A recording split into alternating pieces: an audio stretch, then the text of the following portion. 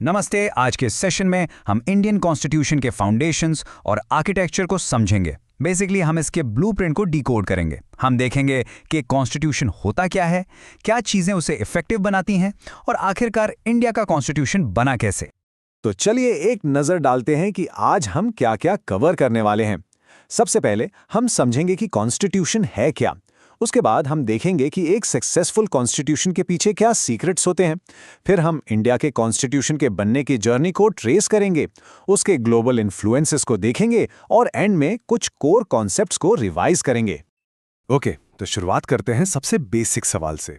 एक कॉन्स्टिट्यूशन का पर्पस क्या है? ये आखिर करता क्या है? एसेंशियली इसके 4 कोर फंक्शंस होते हैं। बिल्कुल सिंपल टर्म्स में समझें तो एक कॉन्स्टिट्यूशन किसी भी स्टेट के लिए एक रूल बुक की तरह है। ये एक कॉम्पैक्ट डॉक्यूमेंट है जिसमें आर्टिकल्स होते हैं जो स्टेट का स्ट्रक्चर डिफाइन करते हैं और उन नॉर्म्स को सेट करते हैं जिन्हें स्टेट को फॉलो करना ही होता है। ये 4 फंक्शंस हैं क्या? Let's break them down. Number 1, coordination और अश्योरेंस। ये सोसाइटी के लिए बेसिक रूल्स प्रोवाइड करता है और सबको अश्योर करता है कि बाकी लोग भी इन्हीं रूल्स को फॉलो करेंगे।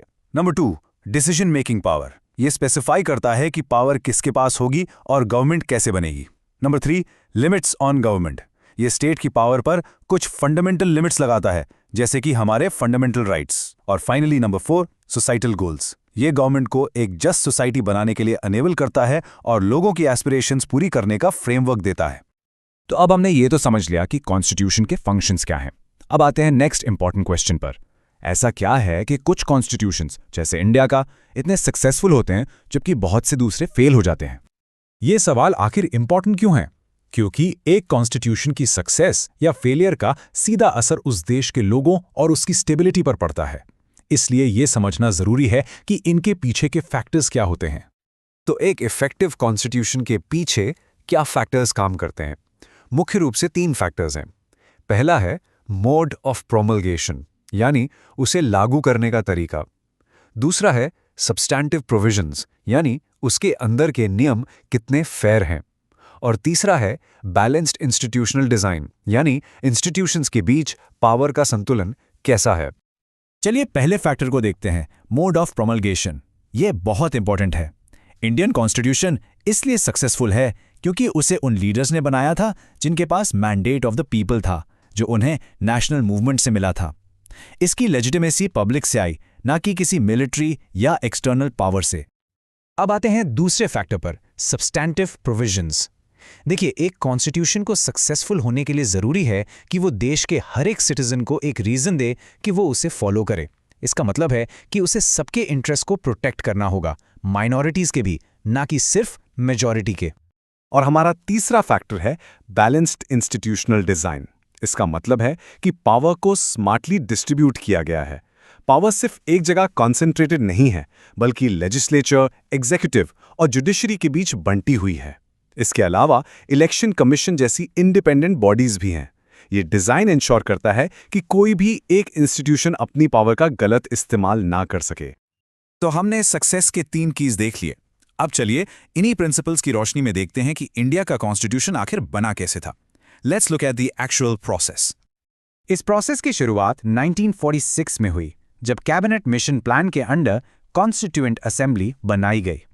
इसकी पहली मीटिंग हुई दिसंबर 9, 1946 को। उसी साल जवाहरलाल नेहरू ने ऑब्जेक्टिव रेजोल्यूशन मूव किया और पार्टीशन के बाद इस असेंबली में 299 मेंबर्स रह गए थे। 2 साल 11 महीने और 18 दिन। ये टाइम फ्रेम हमें बताता है कि ये काम कितना डिटेल्ड और मेहनती था। ये कोई जल्दी में लिया गया डिसीजन नहीं था, बल्कि एक सोची समझी लंबी प्रक्रिया थी। तो ये प्रोसेस चला कैसे? इसका प्रोसीजर बहुत सिस्टमैटिक था। काम को 8 मेजर कमिटीज में बांटा गया था, जिनके हेड्स अंबेडकर, नेहरू और पटेल जैसे बड़े लीडर्स थे। असेंबली के मेंबर्स को प्रोविंशियल लेजिस्लेटिव असेंबलीज के जरिए इनडायरेक्ट इलेक्शन से चुना गया था। ऑब्जेक्टिव रेजोल्यूशन ने इसके एम्स को डिफाइन किया और आगे चलकर प्रीएम्बल का आधार बना। और सबसे खास बात, हर एक क्लॉज पर डिबेट पब्लिक रीजन के आधार पर हुई, ना कि सेल्फ इंटरेस्ट पर। एक और इंटरेस्टिंग चीज है हमारे कॉन्स्टिट्यूशन के बारे में। इसे बिल्कुल स्क्रैच से नहीं बनाया गया, बल्कि इसके फ्रेमर्स ने दुनिया भर के अलग अलग कॉन्स्टिट्यूशन से बेस्ट प्रोविजंस को बोरो किया और उन्हें अडैप्ट किया।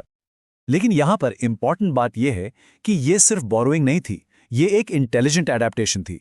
हर प्रोविजन को इंडियन कॉन्टेक्स्ट के हिसाब से मॉडिफाई किया गया।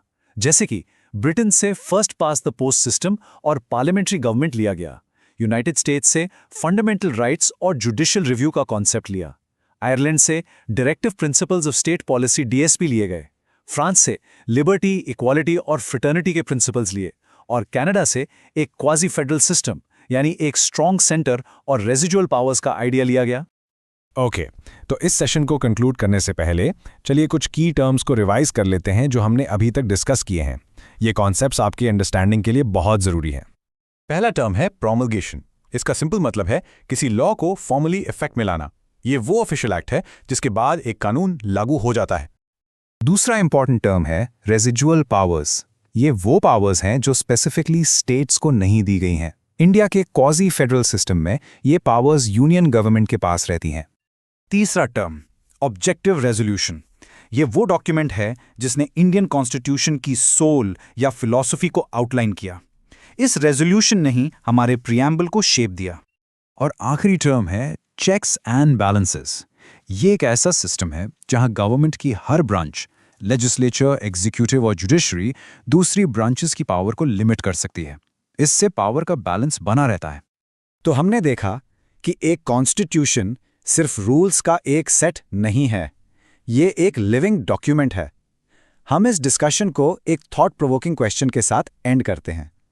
अगर आपको आज एक नया कॉन्स्टिट्यूशन डिजाइन करना हो तो एक जस्ट सोसाइटी के लिए आप इन 3 प्रिंसिपल्स में से लिबर्टी, इक्वालिटी या फ्रेटर्निटी किसे सबसे ज्यादा प्रायोरिटी देंगे? इस पर जरूर सोचिए। धन्यवाद।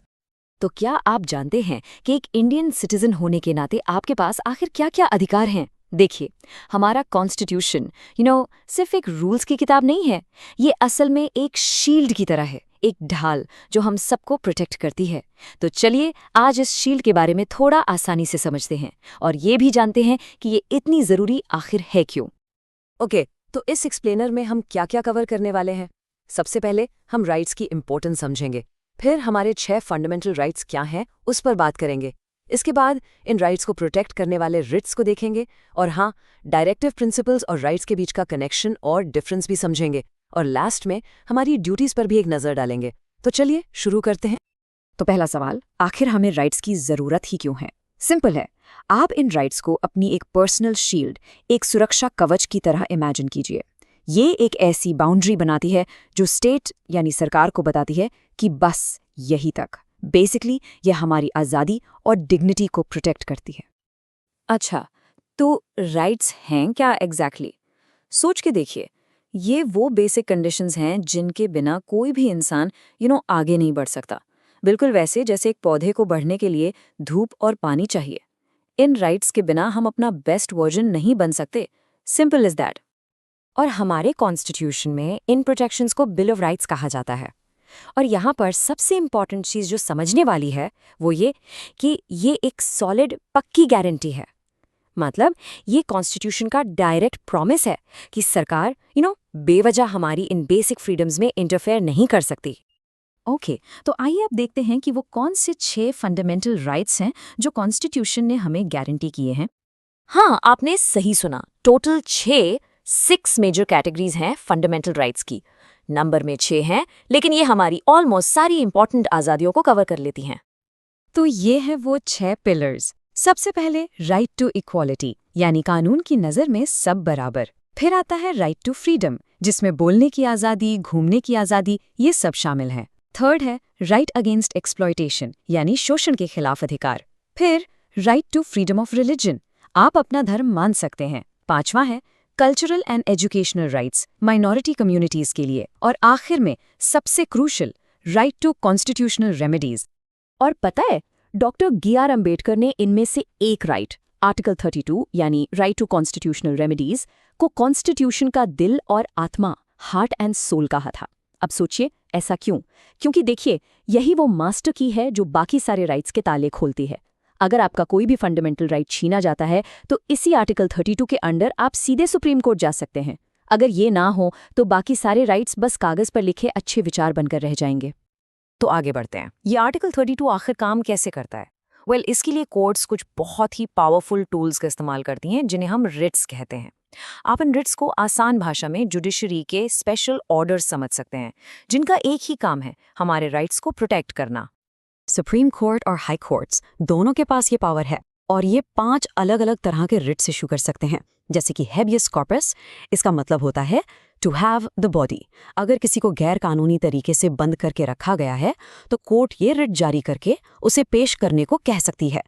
या फिर मैंडेमिस, जिसका मतलब है वी कमांड। इसे कोर्ट किसी पब्लिक ऑफिसर को उसकी ड्यूटी करने का ऑर्डर दे सकती है। तो ये 5 रिट्स, हेबियस कॉर्पस, मैंडेमिस, प्रोहिबिशन, क्वो वारंटो और सर्चियरारी, हमारे राइट्स को बचाने के लिए अलग अलग सिचुएशंस में काम आते हैं। ओके, अभी तक हमने बात की फंडामेंटल राइट्स की, जो स्टेट को बताते हैं कि वो क्या नहीं कर सकते। लेकिन कॉन्स्टिट्यूशन का एक और हिस्सा है जो स्टेट को बताता है कि उसे क्या करना चाहिए, और इन्हें ही हम कहते हैं directive principles of state policy या DPSP।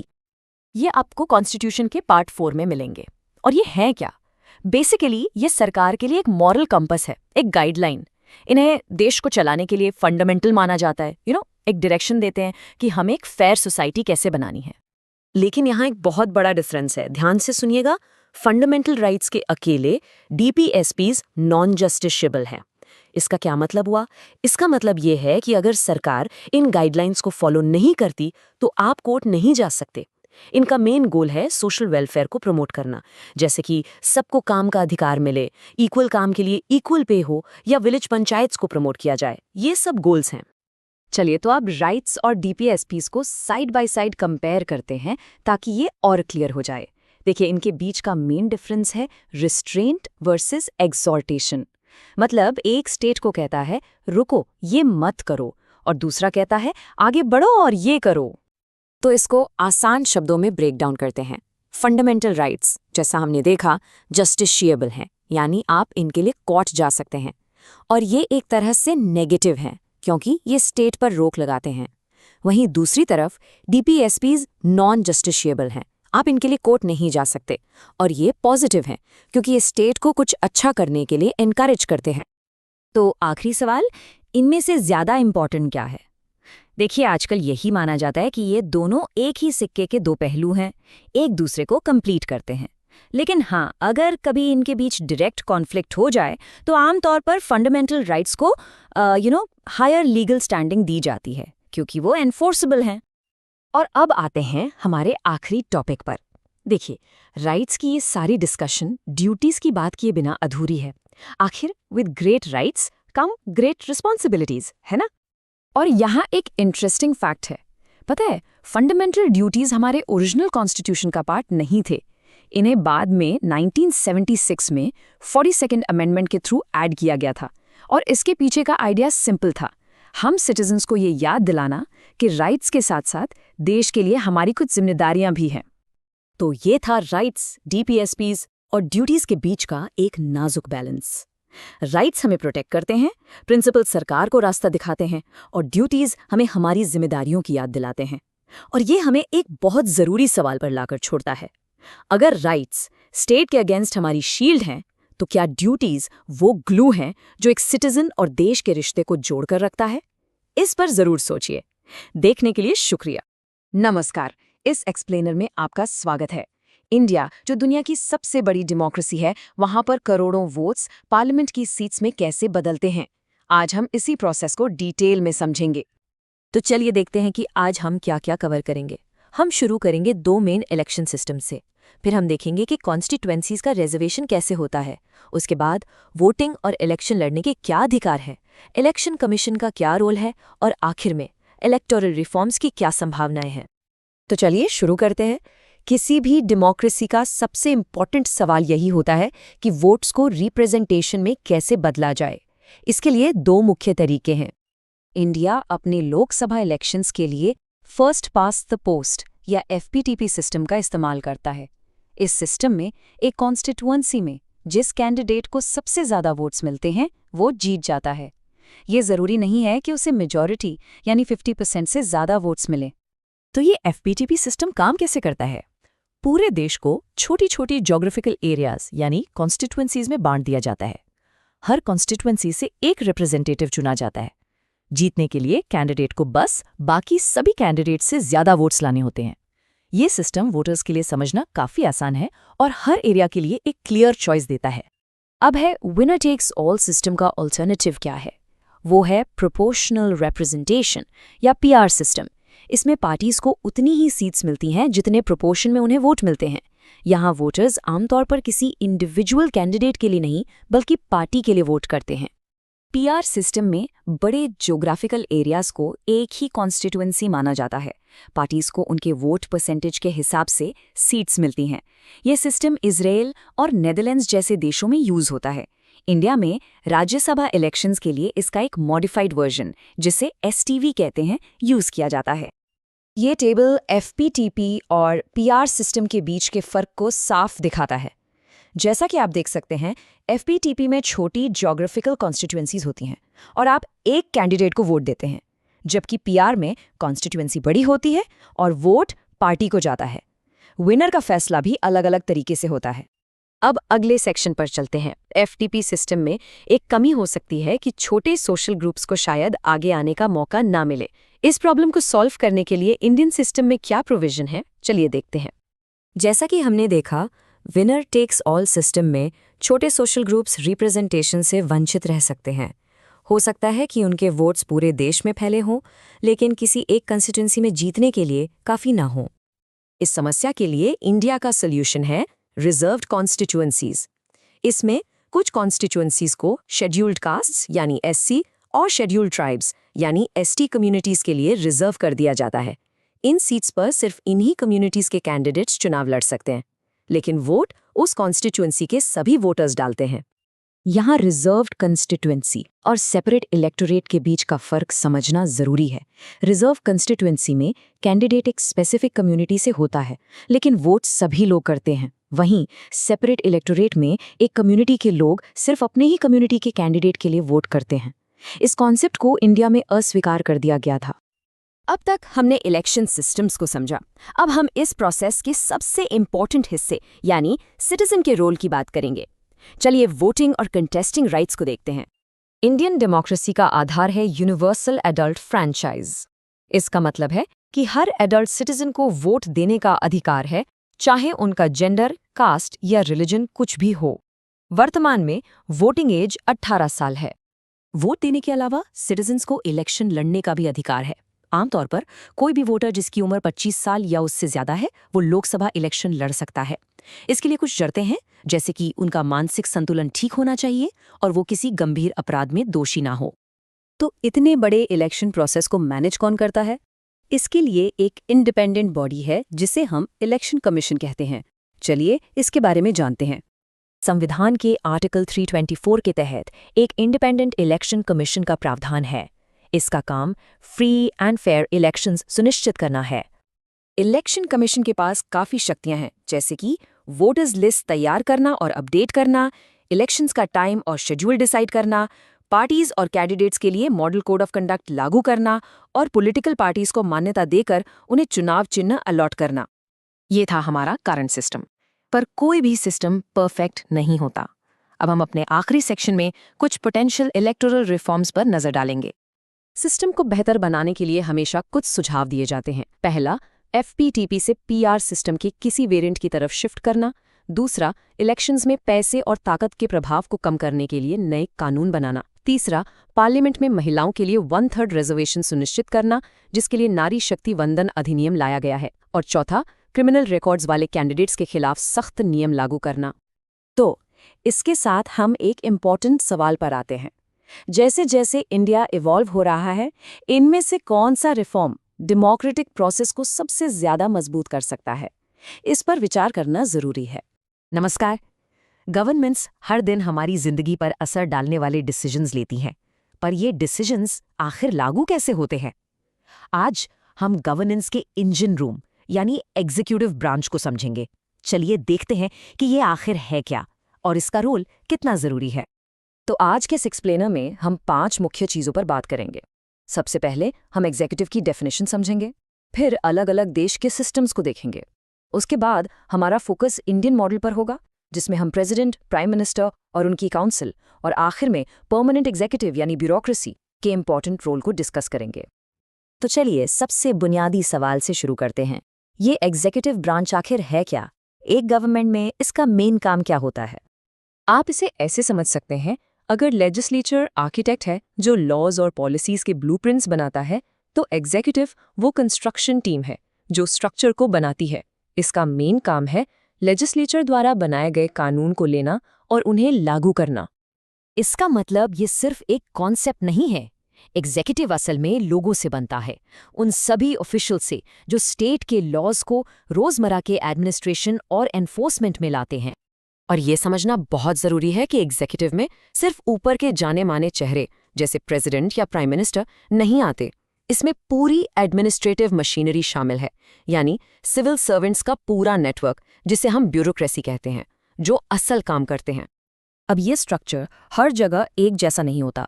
अलग अलग देश अपने एग्जीक्यूटिव ब्रांच को काफ़ी अलग अलग तरीकों से ऑर्गेनाइज करते हैं। तो चलिए दुनिया भर में पाए जाने वाले 3 मेन सिस्टम्स पर एक नज़र डालते हैं। सबसे पहला है पार्लियामेंट्री सिस्टम, जो आप इंडिया और यूके जैसे देशों में देखते हैं।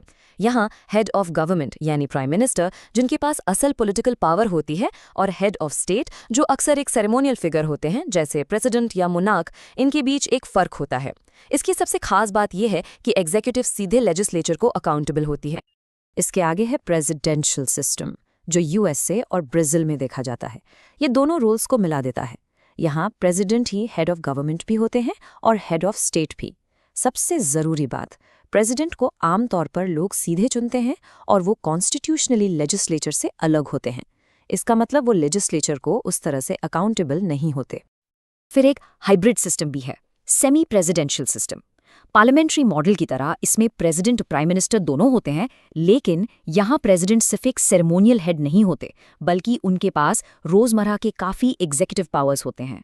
इससे एक यूनिक ड्यूअल पावर स्ट्रक्चर बनता है, जैसा कि फ्रांस और रशिया में है। तो इस ग्लोबल कॉन्टेक्स्ट को ध्यान में रखते हुए अब हम अपना फोकस इंडिया के पार्लियामेंट्री सिस्टम पर लाते हैं और शुरुआत करेंगे सबसे ऊपर से, देश के formal head of the executive से, यानी प्रेसिडेंट ऑफ इंडिया से। भारत के संविधान के अनुसार कागजों पर यूनियन की सारी एग्जीक्यूटिव पावर प्रेसिडेंट में वेस्टेड है। ये देश के गवर्नेंस स्ट्रक्चर का एक बुनियादी सिद्धांत है। प्रेसिडेंट का कार्यकाल 5 साल का होता है। उन्हें लोग सीधे नहीं चुनते, बल्कि उनका चुनाव इनडायरेक्टली होता है, एक इलेक्टोरल कॉलेज के जरिए। इस इलेक्टोरल कॉलेज में सभी स्टेट्स के इलेक्टेड मेंबर्स ऑफ पार्लियामेंट और मेंबर्स ऑफ असेंबलीज होते हैं। लेकिन, और ये एक बहुत ज़रूरी पॉइंट है, प्रेसिडेंट की पावर एब्सोल्यूट नहीं है।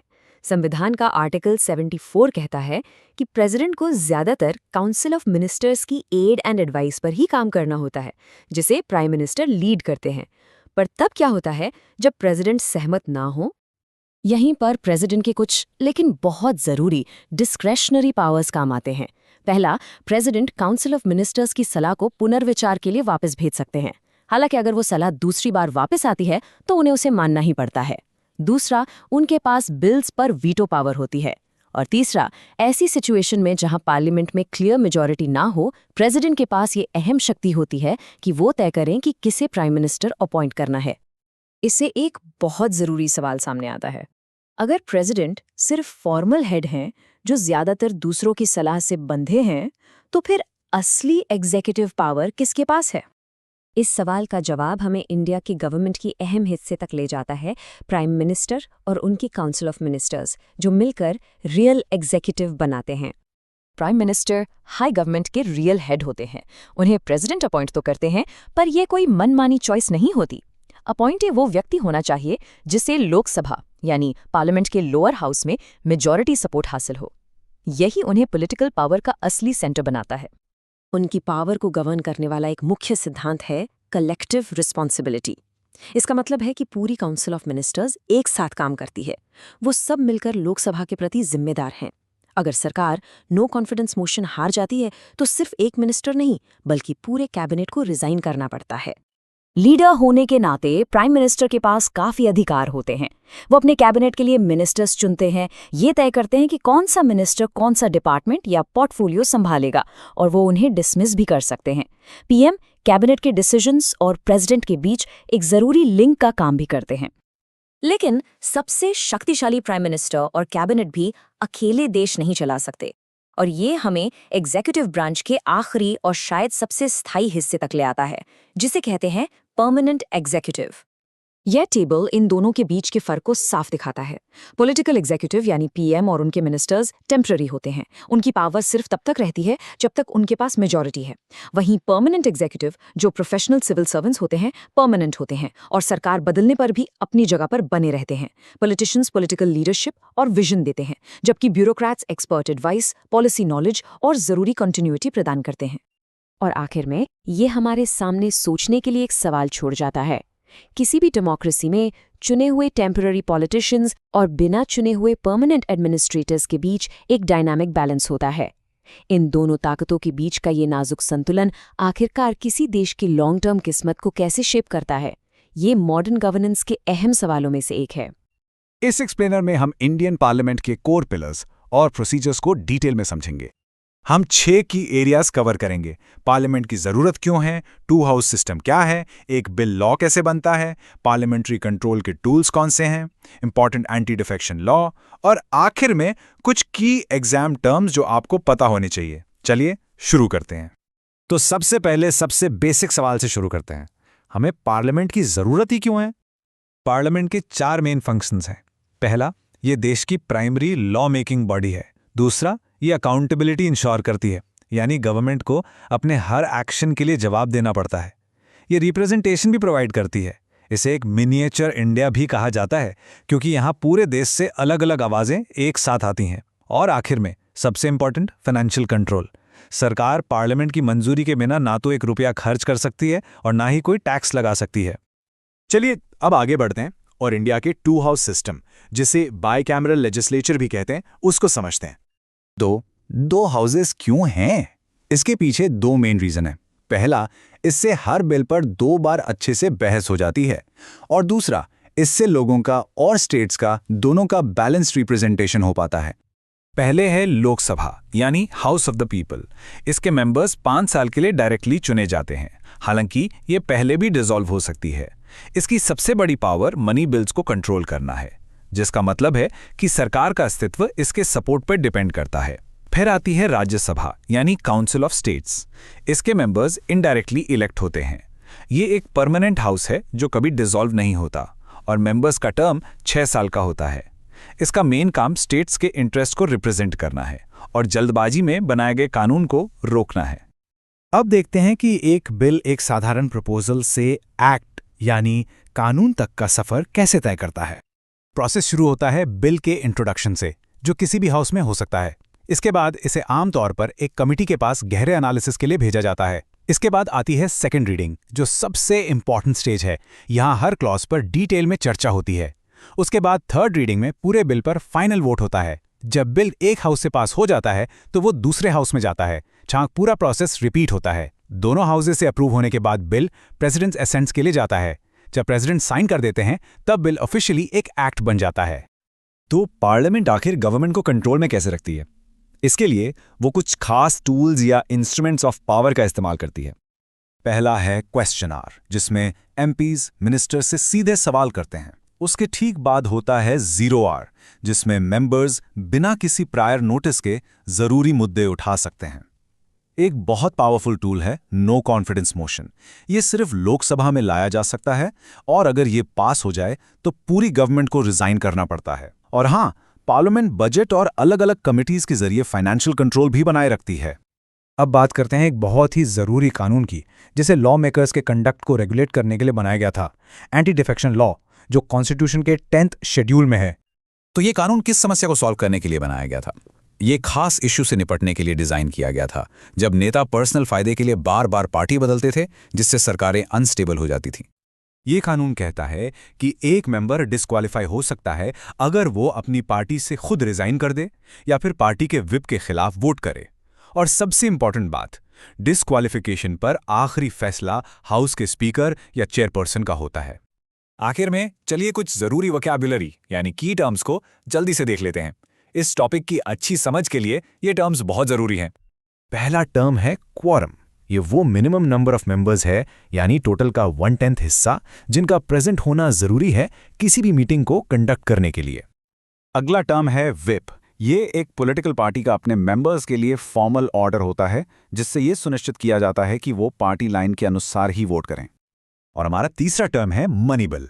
ये एक खास तरह का बिल होता है जो सिर्फ फाइनेंशियल मामलों जैसे टैक्स या सरकारी खर्च से डील करता है, और ये याद रखिएगा कि इससे सिर्फ लोकसभा में ही इंट्रोड्यूस किया जा सकता है। तो इन पार्लियामेंट्री पिलर्स और प्रोसीजर्स की साफ समझ होना इंडियन डेमोक्रेसी कैसे काम करती है, इसे समझने के लिए बहुत जरूरी है। नमस्ते और वेलकम। आज के इस सेशन में हम इंडियन जुडिशरी के स्ट्रक्चर और फंक्शंस को आसान भाषा में समझेंगे। ये एक काफ़ी कॉम्प्लेक्स सिस्टम है, पर इसके एंड तक आपको एक क्लियर पिक्चर मिल जाएगी कि ये सब काम कैसे करता है। तो चलिए सबसे बुनियादी सवाल से शुरू करते हैं। हमें एक इंडिपेंडेंट जुडिशरी की ज़रूरत क्यों है और इसका असल में मतलब क्या होता है? इस सवाल को समझने के लिए हम देखेंगे कि जुडिशियल इंडिपेंडेंस डेमोक्रेसी के लिए इतनी ज़रूरी क्यों है। फिर हम बात करेंगे कि इस इंडिपेंडेंस को प्रोटेक्ट कैसे किया जाता है, कोर्ट्स का ओवरऑल स्ट्रक्चर कैसा है, सुप्रीम कोर्ट की पावर्स क्या हैं, और जुडिशियल एक्टिविज्म, PIL और जुडिशियल रिव्यू जैसे इंपॉर्टेंट कॉन्सेप्ट्स को भी समझेंगे। ठीक है, तो शुरू करते हैं अपने पहले सेक्शन से। जब हम इंडिपेंडेंट जुडिशरी की बात करते हैं तो इसका मतलब जजेस को अनलिमिटेड पावर देना नहीं है। इसका मतलब है एक ऐसी दीवार खड़ी करना जिससे गवर्नमेंट के दूसरे ब्रांचेस जैसे कि एग्जीक्यूटिव या लेजिस्लेचर जुडिशियल डिसीजंस में दखलंदाजी ना कर पाएं। देखिए, एक इंडिपेंडेंट जुडिशरी के 3 मेन काम होते हैं। पहला, ये एक न्यूट्रल रेफरी की तरह डिस्प्यूट सेटल करती है, चाहे वो 2 लोगों के बीच हो या एक सिटीजन और गवर्नमेंट के बीच या फिर सेंट्रल और स्टेट गवर्नमेंट्स के बीच। दूसरा, ये हमारे फंडामेंटल राइट्स को प्रोटेक्ट करती है। और तीसरा, ये पावर पर चेक रखती है ताकि गवर्नमेंट के दूसरे अंगों की तरफ से किसी भी तरह की मनमानी को रोका जा सके। अब ये एक बहुत इंपॉर्टेंट सवाल है, आखिर इस इंडिपेंडेंस को गारंटी कैसे किया जाता है? ये सिर्फ एक ख्याल नहीं है, बल्कि इसे कॉन्स्टिट्यूशन के फ्रेमवर्क में कुछ खास सुरक्षा उपायों के जरिए शामिल किया गया है। ये कॉन्स्टिट्यूशनल सेफगार्ड्स काफ़ी इंटरेस्टिंग है। जैसे कि जजेस की अपॉइंटमेंट प्रोसेस को इस तरह डिज़ाइन किया गया है कि उसमें पॉलिटिकल इन्फ्लुएंस कम से कम हो। फिर है सिक्योरिटी ऑफ टेन्योर। जजेस की एक फिक्स रिटायरमेंट एज होती है और उन्हें हटाना एक बहुत ही मुश्किल इम्पीचमेंट प्रोसेस से ही पॉसिबल है। उनकी सैलरी फिक्स्ड होती है और उस पर पार्लियामेंट में वोट नहीं होता, जिससे कंट्रोल का एक जरिया खत्म हो जाता है। और आखिर में उन्हें इम्यूनिटी मिलती है, यानी उनके जुडिशियल एक्शंस को पार्लियामेंट में क्रिटिसाइज नहीं किया जा सकता। आगे बढ़ते हैं और स्ट्रक्चर को देखते हैं। इंडिया में सिंगल इंटीग्रेटेड जुडिशियल सिस्टम है। इसे समझने का सबसे अच्छा तरीका है एक पिरामिड इमेजिन करना। सबसे ऊपर है सुप्रीम कोर्ट, जो अपने नीचे के सभी कोर्ट्स को देखता है और उसके फैसले सब पर लागू होते हैं। तो ये पिरामिड कुछ इस तरह बना है। सबसे ऊपर है सुप्रीम कोर्ट ऑफ इंडिया, जो अपील की आखिरी अदालत है। उसके नीचे आते हैं हाई कोर्ट्स, जो स्टेट लेवल पर सबसे बड़ी जुडिशियल बॉडीज हैं। फिर आते हैं डिस्ट्रिक्ट कोर्ट्स, जो जिला लेवल पर केसेस देखते हैं। और सबसे नीचे हैं सबऑर्डिनेट कोर्ट्स, जो लोकल लेवल के मामले देखते हैं। चलिए अब हम सुप्रीम कोर्ट और उसकी खास पावर्स पर फोकस करते हैं, जिन्हें ऑफिशियली जुरिस्डिक्शंस कहा जाता है। सुप्रीम कोर्ट के पास 4 तरह की मेन जुरिस्डिक्शंस हैं। पहली है ओरिजिनल जुरिस्डिक्शन। ये उन केसेस के लिए है जो सीधे सुप्रीम कोर्ट में ही शुरू हो सकते हैं, जैसे स्टेट्स के बीच का विवाद। फिर है एपलेट जुरिस्डिक्शन, यानी नीचे की अदालत के फैसलों के खिलाफ अपील सुनने की शक्ति। तीसरा है एडवाइजरी जुरिस्डिक्शन, जिसमें प्रेसिडेंट कानूनी मामलों पर कोर्ट की सलाह मांग सकते हैं। और शायद सबसे इंपॉर्टेंट, विट जुरिस्डिक्शन, जिससे कोई भी नागरिक सीधे सुप्रीम कोर्ट जा सकता है अगर उसके फंडामेंटल राइट्स का उल्लंघन हुआ हो। अब हम जुडिशरी के रोल में आए एक मॉडर्न बदलाव को समझेंगे। जुडिशरी एक्टिविज्म का उदय और एक बहुत पावरफुल टूल जिसे कहते हैं पब्लिक इंटरेस्ट लिटिगेशन यानी PIL। पब्लिक इंटरेस्ट लिटिगेशन या PIL एक क्रांतिकारी कॉन्सेप्ट था। पहले सिर्फ वो ही व्यक्ति कोर्ट जा सकता था जो किसी मामले से सीधे तौर पर प्रभावित हो, लेकिन PIL ने ये बदल दिया। इसके तहत कोई भी नागरिक या संस्था उन लोगों की तरफ से केस फाइल कर सकता है जो खुद नहीं कर सकते, जैसे कि गरीब या शोषित लोग। PIL का असर बहुत बड़ा रहा है। इसने आम आदमी के लिए न्याय तक पहुंचना बहुत आसान बना दिया। इससे भी बढ़कर इसने जुडिशरी को इतनी शक्ति दी कि वो जरूरी मुद्दों पर गवर्नमेंट को एक्शन लेने के लिए मजबूर कर सके, जैसे पोल्यूशन से लेकर चाइल्ड लेबर तक के मामले। और अब आखिरी में हम जुडिशरी की सबसे सिग्निफिकेंट पावर्स में से एक पर आते हैं, पावर ऑफ जुडिशियल रिव्यू। सरल शब्दों में, जुडिशियल रिव्यू सुप्रीम कोर्ट की वो शक्ति है जिससे वो पार्लियामेंट द्वारा पास किए गए किसी भी कानून की जांच कर सकती है। अगर कोर्ट को लगता है कि कोई कानून संविधान के मूल सिद्धांतों का उल्लंघन करता है, तो वो उससे अनकॉन्स्टिट्यूशनल घोषित करके रद्द कर सकती है। जुडिशियल रिव्यू की इसी शक्ति की वजह से जुडिशरी को गार्डियन ऑफ द कॉन्स्टिट्यूशन यानी संविधान का रक्षक माना जाता है। सेशन खत्म करने से पहले चलिए कुछ इंपॉर्टेंट टर्म्स को जल्दी से समझ लेते हैं जो आप इंडियन जुडिशरी के बारे में अक्सर सुनेंगे। पहला टर्म है कोलिजियम। ये एक ऐसा सिस्टम है जिसमें सुप्रीम कोर्ट के सबसे सीनियर जजेस का एक ग्रुप हायर जुडिशरी यानी हाई कोर्ट्स और सुप्रीम कोर्ट में नए जजेस की नियुक्ति पर फैसला लेता है। अगला है कंटेम्प्ट ऑफ कोर्ट। ये कोर्ट की वो शक्ति है जिससे वो किसी ऐसे व्यक्ति या संस्था को सजा दे सकती है जो उसके आदेशों का पालन नहीं करता या उसके अधिकार का अपमान करता है। इससे यह सुनिश्चित होता है कि कोर्ट के फैसले लागू हों। और आखिरी टर्म है इम्पीचमेंट। ये एक जज को उनके पद से हटाने का एक बहुत ही कॉम्प्लेक्स लेजिस्लेटिव प्रोसेस है। इसे जानबूझकर मुश्किल बनाया गया है, जिसके लिए पार्लियामेंट के दोनों हाउसेज में स्पेशल मेजॉरिटी वोट की जरूरत पड़ती है। तो ये था इंडियन जुडिशरी के स्ट्रक्चर और उसके पावरफुल फंक्शंस का एक ओवरव्यू। ये एक ऐसा सिस्टम है जिससे सिर्फ कानून की व्याख्या करने के लिए नहीं, बल्कि पावर पर चेक रखने और संविधान के रक्षक के रूप में काम करने के लिए बनाया गया है। आपके हिसाब से आज की डेमोक्रेसी में इसका सबसे जरूरी रोल क्या है?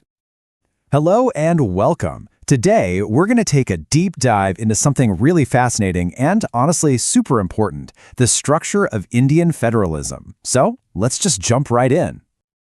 Okay, so here's what we've got on the agenda. We're going to start with the big question. What even is federalism? Then we'll look at how India divides up its powers. After that, we'll explore why India's central government is so strong and, you guessed it, the tensions that can create. We'll also touch on some special rules for certain states and wrap it all up with some key constitutional terms you'll definitely want to remember. All right, first things first, let's get down to the basics. What exactly are we talking about when we say federalism? You know, at its heart, federalism is just a system. It's a way of governing where power isn't held by just one group.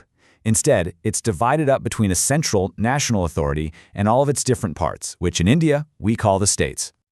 This setup creates something called a double government. Think about it. You have the central government looking after the whole country, and then you have state governments managing their own specific regions. Now, this is the really crucial part. Neither one is the boss of the other. Both of them get their power straight from the Constitution itself. And you know what's interesting? This system creates a dual identity for people. For example, someone can feel totally Gujarati with all the culture and identity that comes with it, and at the exact same time feel completely Indian. It's not one or the other, it's both. So, how does this division of power actually work in practice? Well, let's dive into our next section and look at how the Indian Constitution lays it all out using a really neat framework of 3 lists. First up, we have the Union List. This is for all the big-ticket items. You know, subjects that are important for the whole nation. Things like defense, foreign affairs, banking, currency, stuff that you need one single policy for everywhere. And for these subjects, only the central government can make the laws. Simple as that. Then we've got the state list. This one covers all the things that are more local. We're talking about police, trade within the state, agriculture, and local government. And just as the name suggests, on these issues, only the state governments have the power to legislate. And finally, there's the concurrent list. This is for subjects where both the center and the states have a common interest.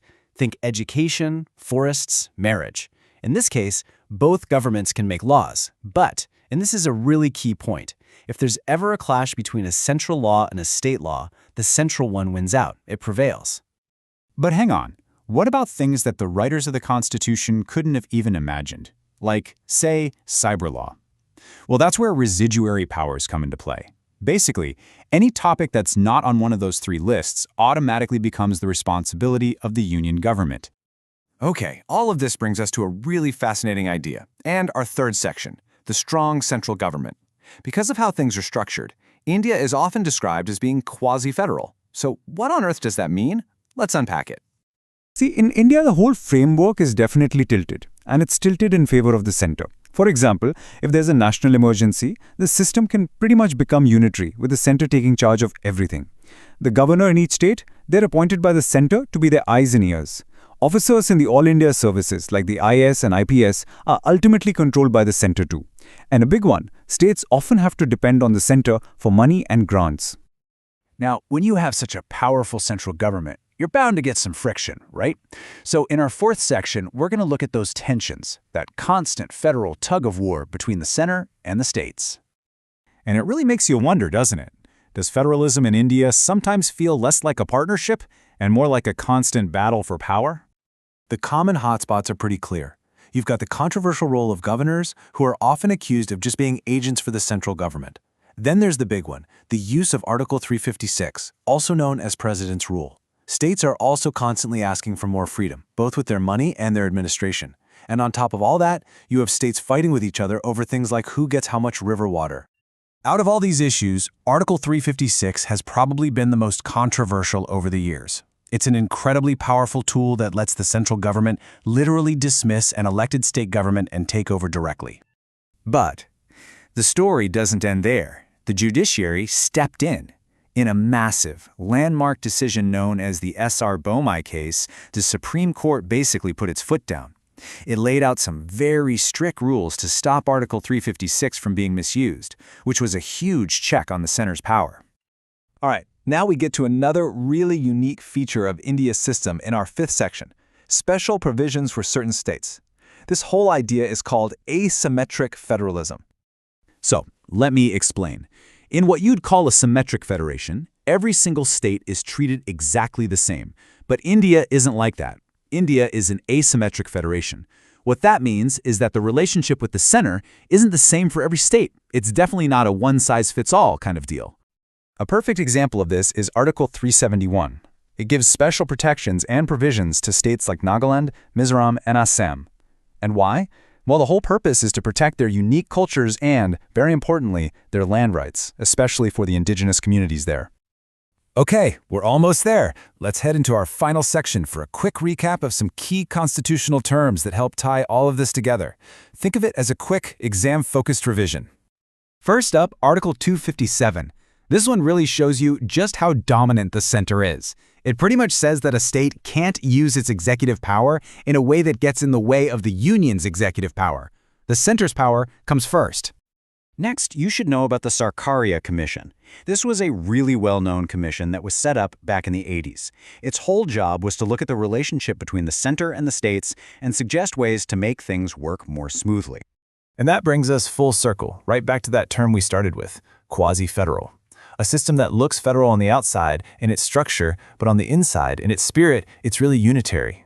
Honestly, it's the one term that perfectly captures the unique, complicated, and always changing dance of power that is Indian federalism. नमस्ते। आज के इस explainer में हम Indian democracy के तीसरे और सबसे इम्पोर्टेंट टियर यानी लोकल गवर्नमेंट को समझेंगे। ये गवर्नेंस का वो लेवल है जो हमारी डेली लाइफ्स के सबसे करीब होता है। तो चलिए शुरू करते हैं। इस वीडियो में हम देखेंगे कि लोकल गवर्नमेंट क्यों ज़रूरी है, उसकी हिस्ट्री क्या रही है और 1992 के गेम चेंजिंग रिफॉर्म्स क्या थे। इसके बाद हम उसकी पावर्स, आज के चैलेंजेस और कुछ इम्पॉर्टेंट टर्म्स को भी डिस्कस करेंगे। तो सबसे पहले सबसे बेसिक सवाल से शुरू करते हैं। इंडिया जैसी इतनी बड़ी और डाइवर्स कंट्री में हमें लोकल गवर्नमेंट्स की ज़रूरत ही क्यों है? जब नेशनल और स्टेट गवर्नमेंट्स पहले से हैं तो एक गांव या शहर के लिए एक और गवर्नमेंट लेवल का क्या मतलब है? ये थोड़ा कॉम्प्लेक्स लग सकता है, पर इसके पीछे का कारण काफ़ी स्ट्रॉन्ग है। इसके 3 मेन कारण हैं। पहला, ग्रास रूट्स डेमोक्रेसी यानी शासन को लोगों के दरवाजे तक लाना। दूसरा, इससे प्रॉब्लम सॉल्विंग काफ़ी एफिशिएंट हो जाती है क्योंकि लोकल लोग ही पानी या सड़क जैसे लोकल प्रॉब्लम्स को सबसे अच्छी तरह समझते हैं। और तीसरा, ये आम नागरिकों, खासकर महिलाओं को पॉलिटिक्स और लीडरशिप में आने का एक प्लेटफॉर्म देता है। अब ये लोकल रूल का आइडिया कोई नया नहीं है। तो चलिए एक छोटा सा हिस्टोरिकल टूर करते हैं और देखते हैं कि इंडिया में लोकल सेल्फ गवर्नमेंट का कॉन्सेप्ट कैसे डेवलप हुआ। प्राचीन भारत में सभास नाम की सेल्फ गवर्निंग विलेज कम्युनिटीज आम थी। फिर 1882 में लॉर्ड रिपन ने लोकल बोर्ड्स बनाए, जिसकी वजह से उन्हें father of local self government कहा जाता है। आज़ादी के बाद 1952 में कम्युनिटी डेवलपमेंट प्रोग्राम शुरू हुआ। लेकिन सबसे इम्पॉर्टेंट पॉइंट ये है कि 1992 से पहले लोकल गवर्नमेंट एक कॉन्स्टिट्यूशनल मैंडेट नहीं था, ये पूरी तरह से ऑप्शनल था।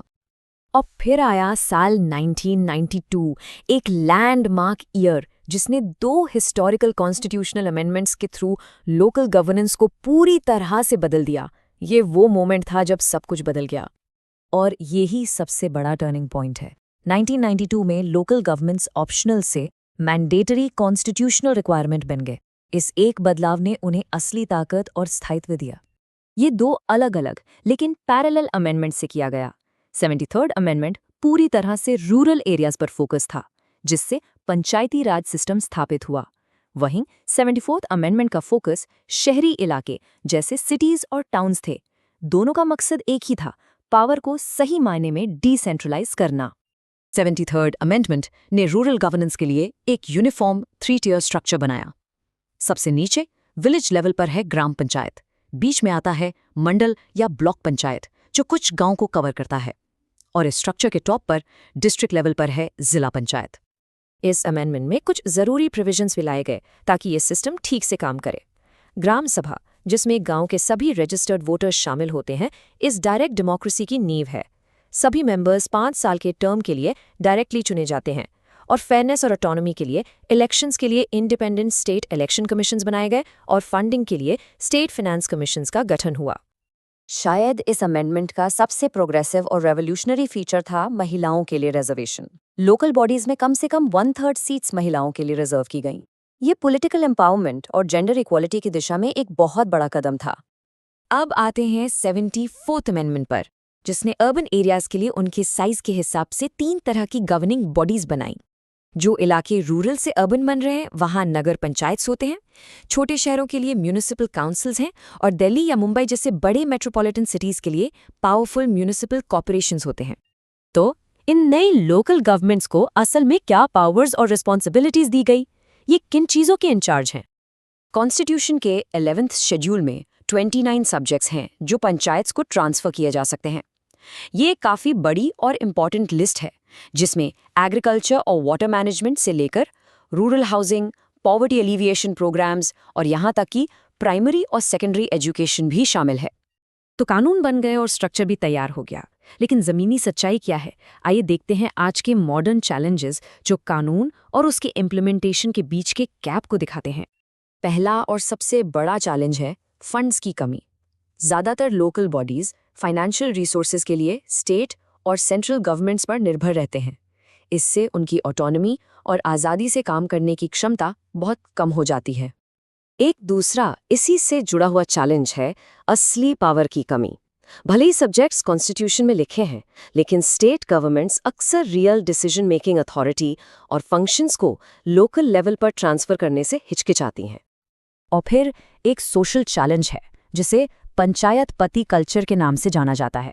ये एक ऐसे सिस्टम को दिखाता है जहां महिलाएं 1/3 रिजर्वेशन के तहत चुनी तो जाती हैं, लेकिन पर्दे के पीछे असली पावर उनके पति या परिवार के दूसरे पुरुष इस्तेमाल करते हैं। ये एम्पावरमेंट के असली मकसद को ही कमज़ोर कर देता है। तो अब आइए जल्दी से कुछ ज़रूरी टर्म्स को रिव्यू कर लेते हैं जो इस टॉपिक को समझने के लिए बहुत इंपॉर्टेंट रहे। सबसे पहला टर्म है ग्राम सभा। ये कोई चुनी हुई बॉडी नहीं है, ये गांव के सभी अडल्ट रजिस्टर्ड वोटर्स की असेंबली है। आप इसे गांव की संसद या पूरे पंचायती राज सिस्टम की नींव समझ सकते हैं। अगला शब्द है मैंडेट। इस कॉन्टेक्स्ट में इसका सीधा सा मतलब है एक कानूनी अनिवार्यता या लीगल रिक्वायरमेंट। 1992 के अमेंडमेंट्स ने लोकल इलेक्शंस को स्टेट गवर्नमेंट्स के लिए एक ऑप्शन से बदलकर एक कॉन्स्टिट्यूशनल मैंडेट बना दिया, जिसे वो इग्नोर नहीं कर सकते। और आखिरी टर्म है क्वाज़ी गवर्नमेंट। ये टर्म लोकल बॉडीज़ को डिस्क्राइब करने के लिए काफ़ी अच्छा है। इसका मतलब है एक ऐसी बॉडी जिसके पास एक पूरी गवर्नमेंट की कुछ लेकिन सारी पावर्स नहीं होती हैं। वो टैक्स लगा सकते हैं, प्लानिंग कर सकते हैं, लेकिन उनकी पावर्स अंत में स्टेट द्वारा ही दी जाती हैं। तो हम आपको एक आखिरी सवाल के साथ छोड़ जाते हैं। इन लैंडमार्क अमेंडमेंट्स के 30 से ज़्यादा सालों के बाद क्या इंडिया में लोकल गवर्नमेंट को ज़रूरी फंड्स और फंक्शंस के साथ सच में एम्पावर किया गया है, या असली पावर अभी भी कहीं और है? नमस्कार। आज हम एक बहुत ही इंटरेस्टिंग आइडिया डिस्कस करेंगे कि इंडियन कॉन्स्टिट्यूशन सिर्फ एक स्टैटिक पुरानी रूल बुक नहीं है, बल्कि इसे अक्सर एक लिविंग डॉक्यूमेंट कहा जाता है। तो इसका आखिर मतलब क्या है? आइए देखते हैं। तो ये है आज का हमारा एजेंडा। हम शुरू करेंगे ये समझने से कि लिविंग डॉक्यूमेंट क्या होता है, फिर देखेंगे कि इसे अमेंड कैसे किया जाता है। हम ये भी जानने की कोशिश करेंगे कि इतने सारे अमेंडमेंट्स क्यों हुए हैं। इसके बाद हम बेसिक स्ट्रक्चर डॉक्ट्रिन और जुडिशरी के रोल को समझेंगे और एंड में की टेकअवेज डिस्कस करेंगे। ठीक है, तो सबसे पहले लिविंग डॉक्यूमेंट आखिर है क्या? चलिए इस आइडिया को समझते हैं। एक ऐसा कॉन्स्टिट्यूशन जो सांस लेता है। बेसिकली एक लिविंग डॉक्यूमेंट वो है जो समय के साथ रुका हुआ नहीं है। इसे इस तरह से डिज़ाइन किया गया है कि ये इवॉल्व हो सके, नए चैलेंजेस को रिस्पॉन्ड कर सके और जैसे जैसे सोसाइटी बदलती है एक्सपीरियंस से सीख सके। ये आइडिया 3 कोर प्रिंसिपल्स पे बेस्ड है। पहला, ड्यूरेबिलिटी, मतलब इसे आने वाली जनरेशंस के लिए बनाया गया है। दूसरा, फ्लेक्सिबिलिटी, यानी इसे नए सोशल और इकोनॉमिक रियलिटीज के हिसाब से अमेंड किया जा सकता है। और तीसरा, प्रिजर्वेशन, जिसका मतलब है कि बदलाव के बावजूद इसकी कोर आइडेंटिटी और वैल्यूज सेम रहती हैं। तो अगर कॉन्स्टिट्यूशन बदल सकता है तो ये आखिर होता कैसे? ये हमें हमारे नेक्स्ट सेक्शन पे ले जाता है। आइए इसके अमेंडमेंट के मैकेनिक्स को समझें। कॉन्स्टिट्यूशन के फ्रेमर्स एक बहुत अहम बैलेंस बनाना चाहते थे।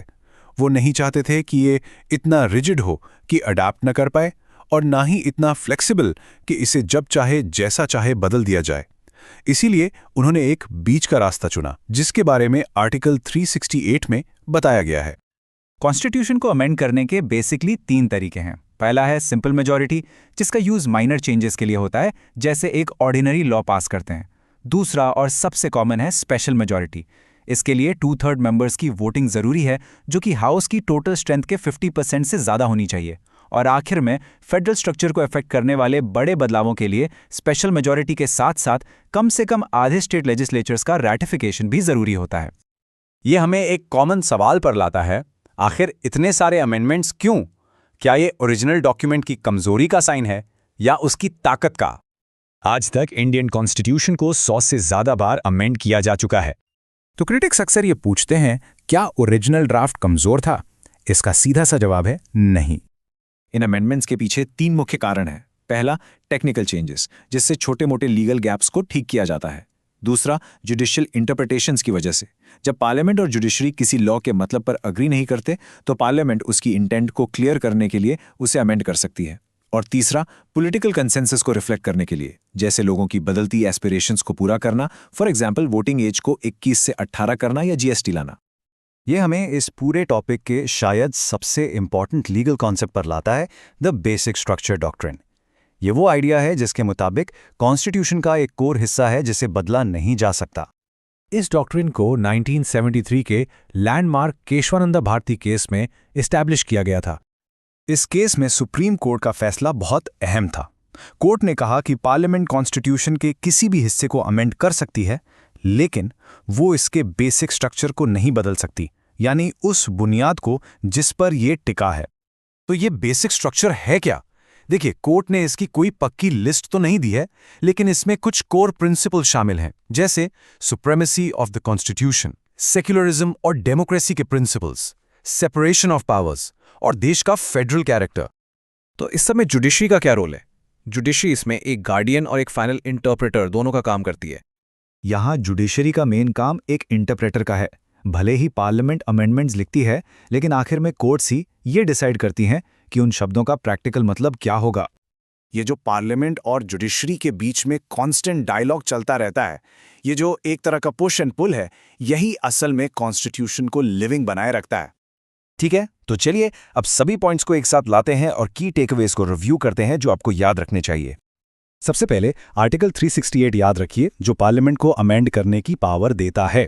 फिर है 42nd अमेंडमेंट, जिसे इसके बड़े बदलावों के कारण मिनी कॉन्स्टिट्यूशन भी कहा जाता है। और आखिर में केशवानंदा भारती केस, जिसने पार्लियामेंट की अमेंडमेंट पावर पर एक जरूरी लिमिट लगाई, जिसे हम बेसिक स्ट्रक्चर डॉक्ट्रिन कहते हैं। तो हम इस एक्सप्लेनर को एक थॉट प्रोवोकिंग सवाल के साथ खत्म करेंगे, जो इस पूरी डिबेट के सेंटर में है। अगर कॉन्स्टिट्यूशन लोगों की इच्छा को दर्शाता है, तो उसकी कोर आइडेंटिटी पर आखिरी फैसला किसका होना चाहिए? चुने हुए रिप्रेजेंटेटिव्स का या कोर्ट्स का? ये सोचने वाली बात है। नमस्ते। जब हम कॉन्स्टिट्यूशन की बात करते हैं तो अक्सर उसे सिर्फ एक रूल्स की किताब मानते हैं, लेकिन सच तो ये है कि वो इससे कहीं ज्यादा है। हर कॉन्स्टिट्यूशन की एक रूह होती है, एक मॉरल विजन। तो आज हम अपने इंडियन कॉन्स्टिट्यूशन की इसी फिलॉसफी को, इसके नैतिक दर्शन को समझेंगे। तो चलिए देखते हैं कि आज हम क्या क्या कवर करने वाले हैं। हम शुरुआत करेंगे कॉन्स्टिट्यूशन के मॉरल विजन को समझने से, फिर इंडिया के जो यूनिक कोर वैल्यूज हैं उन पर बात करेंगे। इसके बाद हम देखेंगे कि इंडियन लिबरलिज्म इतना स्पेशल क्यों है, फिर इसकी फिलॉसफी बनी कैसे, उस प्रोसेस को जानेंगे, और आखिर में इसके क्रिटिसिज्म्स और इसकी जो लास्टिंग लेगेसी है उस पर एक नज़र डालेंगे। तो आइए शुरू करते हैं अपने पहले सेक्शन से। सबसे पहले ये समझना ज़रूरी है कि जब हम कहते हैं फिलॉसफी ऑफ द कॉन्स्टिट्यूशन, तो इसका आखिर मतलब क्या होता है। देखिए, इसका मतलब सिर्फ लिखे हुए कानून नहीं है। इसका मतलब है वो कोर वैल्यूज़, वो नैतिक सोच जो उन कानूनों को उनका असली मकसद देती है। बेसिकली ये कॉन्स्टिट्यूशन की आत्मा है, इट्स सोल। तो ठीक है, पर ये फिलॉसफी मिलेगी कहाँ? इसके लिए हमें 3 जगह देखना होता है: प्रीएम्बल, फंडामेंटल राइट्स और डायरेक्टिव प्रिंसिपल्स। और सवाल यह है कि ये इतनी इम्पॉर्टेंट क्यों है? क्योंकि एक तो ये अनक्लियर लॉज को समझने में, उन्हें इंटरप्रेट करने में मदद करती है, और दूसरा ये पूरे डॉक्यूमेंट के लिए एक मॉरल कंपस की तरह काम करती है। चलिए अब आगे बढ़ते हैं और बात करते हैं उन कोर वैल्यूज़ की जो इंडियन कॉन्स्टिट्यूशन को इतना खास बनाती है। हमारे संविधान की बुनियाद 5 कोर वैल्यूज़ पर टिकी है। जैसा कि आप देख सकते हैं, ये हैं इंडिविजुअल फ्रीडम यानी हर व्यक्ति की आज़ादी, फिर है सोशल जस्टिस यानी सामाजिक न्याय, तीसरा respect for diversity and minority rights, चौथा है सेक्युलरिज्म, और पांचवा यूनिवर्सल फ्रेंचाइज। अब इनमें से सोशल जस्टिस का आइडिया बहुत क्रूशल है। ये सिर्फ इंडिविजुअल लिबर्टी की बात नहीं करता जैसा कि वेस्टर्न कंट्रीज में होता है। इसका फोकस उन ग्रुप्स को ऊपर उठाने पर है जो हिस्टोरिकली पिछड़े रह गए हैं या जिनका शोषण हुआ है। अगला वैल्यू है डाइवर्सिटी के लिए रिस्पेक्ट। हमारा कॉन्स्टिट्यूशन मानता है कि इंडिया की असली ताकत उसकी विविधता में है, इसलिए ये हर कम्युनिटी को ये अधिकार देता है कि वो अपनी यूनिक लैंग्वेज और रिलीजन को बनाए रखें। अब आते हैं सेक्युलरिज्म पर।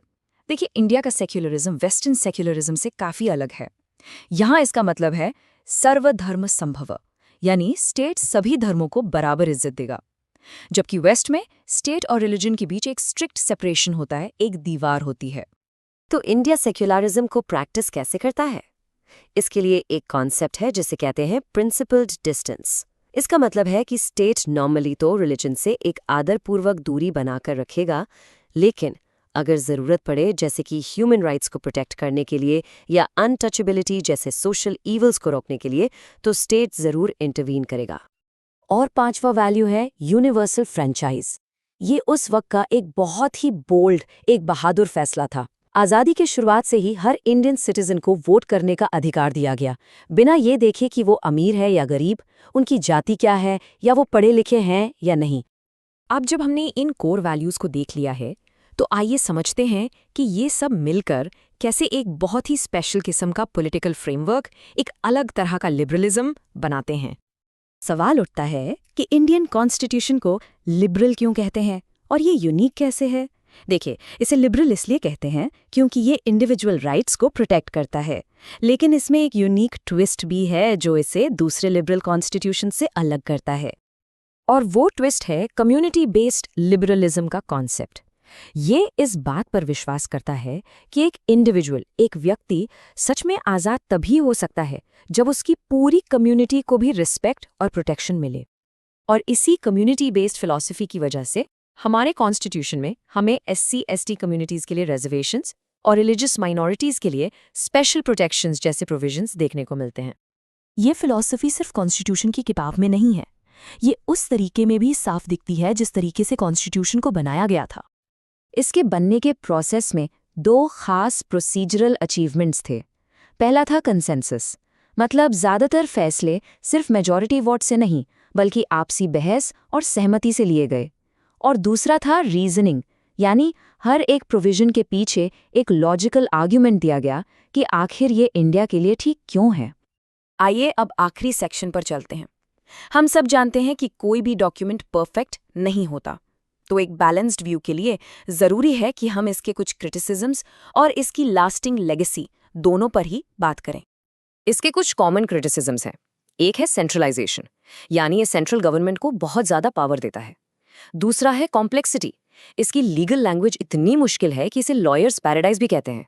और तीसरा क्रिटिसिज्म है एलियनेशन का, कि इसमें वेस्टर्न आइडियाज का असर ज्यादा है और इंडियन ट्रेडिशंस को इग्नोर किया गया है। हालांकि इन क्रिटिसिज्म्स के जवाब में ये भी कहा जाता है कि ये सब सोची समझी चॉइसेस थीं। कॉन्स्टिट्यूशन का असली मकसद इंडिया को मॉडर्नाइज करना था, लेकिन उसकी डाइवर्स आइडेंटिटी को बरकरार रखते हुए। और इसका सबसे बड़ा सबूत शायद ये है कि पिछले 75 से भी ज्यादा सालों से इसी कॉन्स्टिट्यूशन ने देश को एक साथ जोड़े रखा है। तो इससे हमें ये समझना है कि ये मॉरल विजन कोई बीती हुई बात नहीं है, ये एक जिंदा डॉक्यूमेंट है। आज भी इस पर बहस होती है, इसे इंटरप्रेट किया जाता है, और यहीं पर एक बड़ा सवाल खड़ा होता है। 75 साल पहले लिखी गई ये फिलॉसफी आज के 21st सेंचुरी इंडिया के नए चैलेंजेस को कैसे गाइड कर सकती है? इसी सवाल के साथ हम आज का एक्सप्लेनर यहीं समाप्त करते हैं। Hello and welcome. आज हम पॉलिटिकल थ्योरी के फाउंडेशनल कॉन्सेप्ट्स को ब्रेक डाउन करेंगे और समझेंगे कि ये हमारी सोसाइटी के काम करने के लिए इतना जरूरी क्यों है। इस एक्सप्लेनर में हम 5 की एरियाज कवर करेंगे। हम शुरू करेंगे कि पॉलिटिकल थ्योरी आखिर है क्या, फिर पॉलिटिक्स के 2 चेहरों को देखेंगे। हम एक्सप्लोर करेंगे कि ये बड़े आइडियाज इवॉल्व क्यों होते हैं, इसके फिलोसॉफिकल पिलर्स को समझेंगे, और आखिर में इसे कनेक्ट करेंगे कि ये हमारी डेली लाइफ्स में क्यों मैटर करता है। चलिए सीधे अपने पहले सेक्शन पर आते हैं। पॉलिटिकल थियरी आखिर है क्या? ये सिर्फ टेक्स्ट बुक से कुछ फैक्ट्स याद करने से कहीं ज्यादा है। इसे सोसाइटी का ऑपरेटिंग सिस्टम समझिए। ये उन फंडामेंटल प्रिंसिपल्स की स्टडी है जो हमेशा बैकग्राउंड में चलती रहती हैं और सब कुछ फंक्शन करवाती हैं, हमारे लॉज से लेकर सोशल नॉर्म्स तक। और यहीं पर ये हिस्ट्री से अलग हो जाती है। हिस्ट्री पूछती है क्या हुआ था, लेकिन पॉलिटिकल थियरी एक कदम आगे जाकर पूछती है क्या जो हुआ वो सही था, क्या वो फेयर था। ये इसमें एक मॉरल और एथिकल डिमेंशन जोड़ती है। अब आते हैं पॉलिटिक्स के 2 अलग चेहरों पर, एक जैसा हम उसे अक्सर देखते हैं और दूसरा जैसा उसे थियरी में होना चाहिए। इन दोनों के बीच एक बहुत बड़ा गैप है। हम में से ज्यादातर लोगों का पॉलिटिक्स को लेकर एक नेगेटिव व्यू है ना? हम इसे सिनिकल, एक पावर गेम, करप्शन और मैनिपुलेशन से भरा हुआ मानते हैं। इसी के बारे में हम दोस्तों और फैमिली से कंप्लेन करते हैं। लेकिन थियरी में पॉलिटिक्स एक ब्रिज की तरह होनी चाहिए। ये एक प्रोसेस है जिसके जरिए हम नेगोशिएशन से कलेक्टिव डिसीजंस तक पहुंचते हैं, ना कि फोर्स का इस्तेमाल करके। तो अगर ये फाउंडेशनल आइडियाज हैं तो ये हमेशा एक जैसे क्यों नहीं रहते? हमारा अगला सेक्शन इसी बात को एक्सप्लोर करेगा कि ये कॉन्सेप्ट्स हमेशा मोशन में क्यों रहते हैं। फ्रीडम या इक्वालिटी जैसे कॉन्सेप्ट्स पत्थर की लकीर नहीं है। ये लिविंग ऑर्गेनिजम्स की तरह हैं जो वक्त के साथ ग्रो और इवॉल्व करते हैं जैसे जैसे हमारी सोसाइटीज बदलती हैं और नए चैलेंजेस फेस करती हैं। इक्वालिटी इसका एक परफेक्ट एग्जाम्पल है। पास्ट में मैं स्ट्रगल वोट के अधिकार के लिए था। आज ये conversation equal pay for equal work पर फोकस्ड है, और अब ये इक्वल एक्सेस टू टेक्नोलॉजी यानी डिजिटल डिवाइड को खत्म करने तक एक्सपैंड हो रहा है। अब देखते हैं उन कोर फिलोसॉफिकल आर्ग्यूमेंट्स को जो पॉलिटिकल थियरी को नींव है। ये वो बड़े आइडियाज हैं जो हमारी सोसाइटीज को असल में शेप करते हैं। पहला पिलर है जस्टिस का आर्ग्यूमेंट। बहुत पहले सोक्रेटिस और प्लेटो जैसे थिंकर्स ने माइट इज राइट के आइडिया को चैलेंज किया था। उनका मानना था कि एक स्टेबल सोसाइटी जस्टिस पर बनती है, जहां हर किसी को वो मिलता है जिसके वो हकदार हैं। इसके बाद है फ्रीडम का आर्ग्यूमेंट। रूसो और जॉन स्टुअर्ट मिल जैसे फिलोसोफर्स मानते थे कि फ्रीडम हमारी नेचुरल स्टेट है। उन्होंने फेमस हार्म प्रिंसिपल इंट्रोड्यूस किया, जिसका मतलब है कि आप कुछ भी करने के लिए फ्री हैं जब तक उससे किसी और को नुकसान ना हो। और हमारा तीसरा पिलर है इक्वालिटी का आर्ग्यूमेंट। कार्ल मार्क्स और डॉक्टर B.R. अम्बेडकर जैसे थिंकर्स ने इशारा किया कि ऐसी फ्रीडम का क्या फ़ायदा अगर आप उससे यूज़ करने के लिए बहुत गरीब या मार्जिनलाइज्ड। यहीं पर उन्होंने 2 तरह की इक्वालिटी के बीच फ़र्क बताया। एक तरफ है फॉर्मल इक्वालिटी, जहां कानून सबके लिए कागज़ पर एक समान है, और दूसरी तरफ है सोशल इक्वालिटी, जिसका मतलब है ये इंश्योर करना कि प्रैक्टिस में हर किसी को आगे बढ़ने का बराबर मौका मिले। तो अब आते हैं हमारे फाइनल सेक्शन पर। ये सारी एब्स्ट्रैक्ट थियरीज हमारी रोज की जिंदगी में आखिर मैटर क्यों करती हैं? सच ये है कि हम सब नेचर से पॉलिटिकल हैं। हम हर समय पॉलिटिकल थिंकिंग में इंगेज करते हैं, चाहे वो बस स्टॉप पर एक फेयर क्यू के लिए आर्ग्यू करना हो या सोशल मीडिया पर किसी नए कानून पर डिबेट करना हो। पॉलिटिकल थ्योरी को समझना आपको 3 तरीकों से एम्पावर करता है। पहला, ये आपको अपने प्रेजुडिसेस और छुपे हुए अजम्पशंस को पहचानने में मदद करता है। दूसरा, ये आपको अपने आर्ग्यूमेंट्स को क्लैरिफाई और स्ट्रॉन्ग करने के टूल्स देता है। और तीसरा, ये डेमोक्रेसी को डिफेंड करने के लिए बहुत जरूरी है। जैसा कि कहा जाता है, एक एजुकेटेड सिटीजनशिप ही एक डेमोक्रेसी को मॉब या डिक्टेटरशिप बनने से रोकती है। यही चीज यहां पर दांव पर लगी है। तो आखिर में हमारे पास सोचने के लिए एक ज़रूरी सवाल है। अगर पॉलिटिकल थियरी सोसाइटी का ऑपरेटिंग सिस्टम है, तो क्या हम इसका लेटेस्ट वर्जन चला रहे हैं? आज के इस एक्सप्लेनर में हम लिबर्टी यानी आज़ादी के कोर कॉन्सेप्ट्स को समझेंगे, ठीक वैसा जैसा पॉलिटिकल थ्योरी में बताया गया है। तो चलिए देखते हैं कि हम क्या क्या कवर करने वाले हैं। हम शुरू करेंगे फ्रीडम की डेफिनेशन से, फिर लिबर्टी के 2 डायमेंशंस को एक्सप्लोर करेंगे। उसके बाद आएगा द हार्म प्रिंसिपल, और हम ये भी समझेंगे कि आज़ादी पर कंस्ट्रेंट्स क्यों ज़रूरी हैं। फिर हम स्वराज की कॉन्सेप्ट को देखेंगे और आखिर में इन सब आइडियाज़ को मॉडर्न लाइफ के कॉन्टेक्स्ट में अप्लाई करेंगे। तो शुरू करते हैं हमारे पहले सेक्शन से, व्हाट इज़ फ्रीडम। देखिए, आज़ादी का मतलब सिर्फ ये नहीं है कि आप जो चाहें वो कर सकें। इसका मतलब इससे कहीं ज़्यादा गहरा है। तो सबसे बुनियादी सवाल यही उठता है कि एक फ्री यानी आज़ाद इंसान होने का आखिर मतलब क्या है। इस सवाल के जवाब में फ्रीडम के 2 अलग अलग व्यूज़ सामने आते हैं। एक व्यू है एब्सेंस ऑफ कंस्ट्रेंट्स। इसका मतलब है कि आप पर कोई बाहरी दबाव या रोक टोक ना हो, जैसे कि गवर्नमेंट या आपके बॉस की तरफ से। वहीं दूसरा व्यू है एक्सपेंशन ऑफ कैपेबिलिटी, जिसका मतलब है कि आपके पास अपने पोटेंशियल को पूरा करने के लिए ज़रूरी साधन यानी रिसोर्सेज मौजूद हों, जैसे अच्छी एजुकेशन या हेल्थ सर्विसेज। ये समझना बहुत ज़रूरी है कि अगर सबको अनलिमिटेड यानी बिल्कुल बेलगाम आज़ादी दे दी जाए, तो इससे कैओस फैल सकता है। ऐसी सिचुएशन में जो ताकतवर हैं, उनकी आज़ादी कमज़ोर लोगों की आज़ादी को ख़त्म कर देगी। चलिए अब आगे बढ़ते हैं हमारे दूसरे सेक्शन की तरफ, 2 डायमेंशंस ऑफ लिबर्टी। यहाँ हम आज़ादी के 2 पहलुओं को समझेंगे, जिसे फ्रीडम फ्रॉम और फ्रीडम टू कहा जाता है। तो ये 2 डायमेंशंस हैं, नेगेटिव लिबर्टी और पॉजिटिव लिबर्टी। पहले नेगेटिव लिबर्टी को देखते हैं। इसका कॉन्सेप्ट है फ्रीडम फ्रॉम, यानी किसी चीज़ से आज़ादी। इसका फोकस एक ऐसे प्राइवेट एरिया पर होता है जहां कोई, खास करके स्टेट, इंटरफियर ना करे। अब आते हैं पॉजिटिव लिबर्टी पर। इसका कॉन्सेप्ट है फ्रीडम टू, यानी कुछ करने की आज़ादी। इसका गोल ऐसी कंडीशंस बनाना है जिससे आप अपनी ग्रोथ कर सकें और सोसाइटी में पार्टिसिपेट कर सकें, यानी आप अपने मास्टर खुद बन सकें। इस डिफरेंस को समझने के लिए एक सिंपल सा एग्जाम्पल लेते हैं। मान लीजिए एक अनपढ़ व्यक्ति है। वो नेगेटिवली फ्री है क्योंकि टेक्निकली उसे पढ़ने से कोई रोक नहीं रहा है। लेकिन क्या वो पॉजिटिवली फ्री है? नहीं, क्योंकि उसके पास पढ़ने की स्किल या योग्यता ही नहीं है। अब हम आते हैं हमारे तीसरे सेक्शन पर, जो है द हार्म प्रिंसिपल। ये एक बहुत ही इंपॉर्टेंट कॉन्सेप्ट है जो बताता है कि आज़ादी पर कब और क्यों पाबंदी लगाई जा सकती है।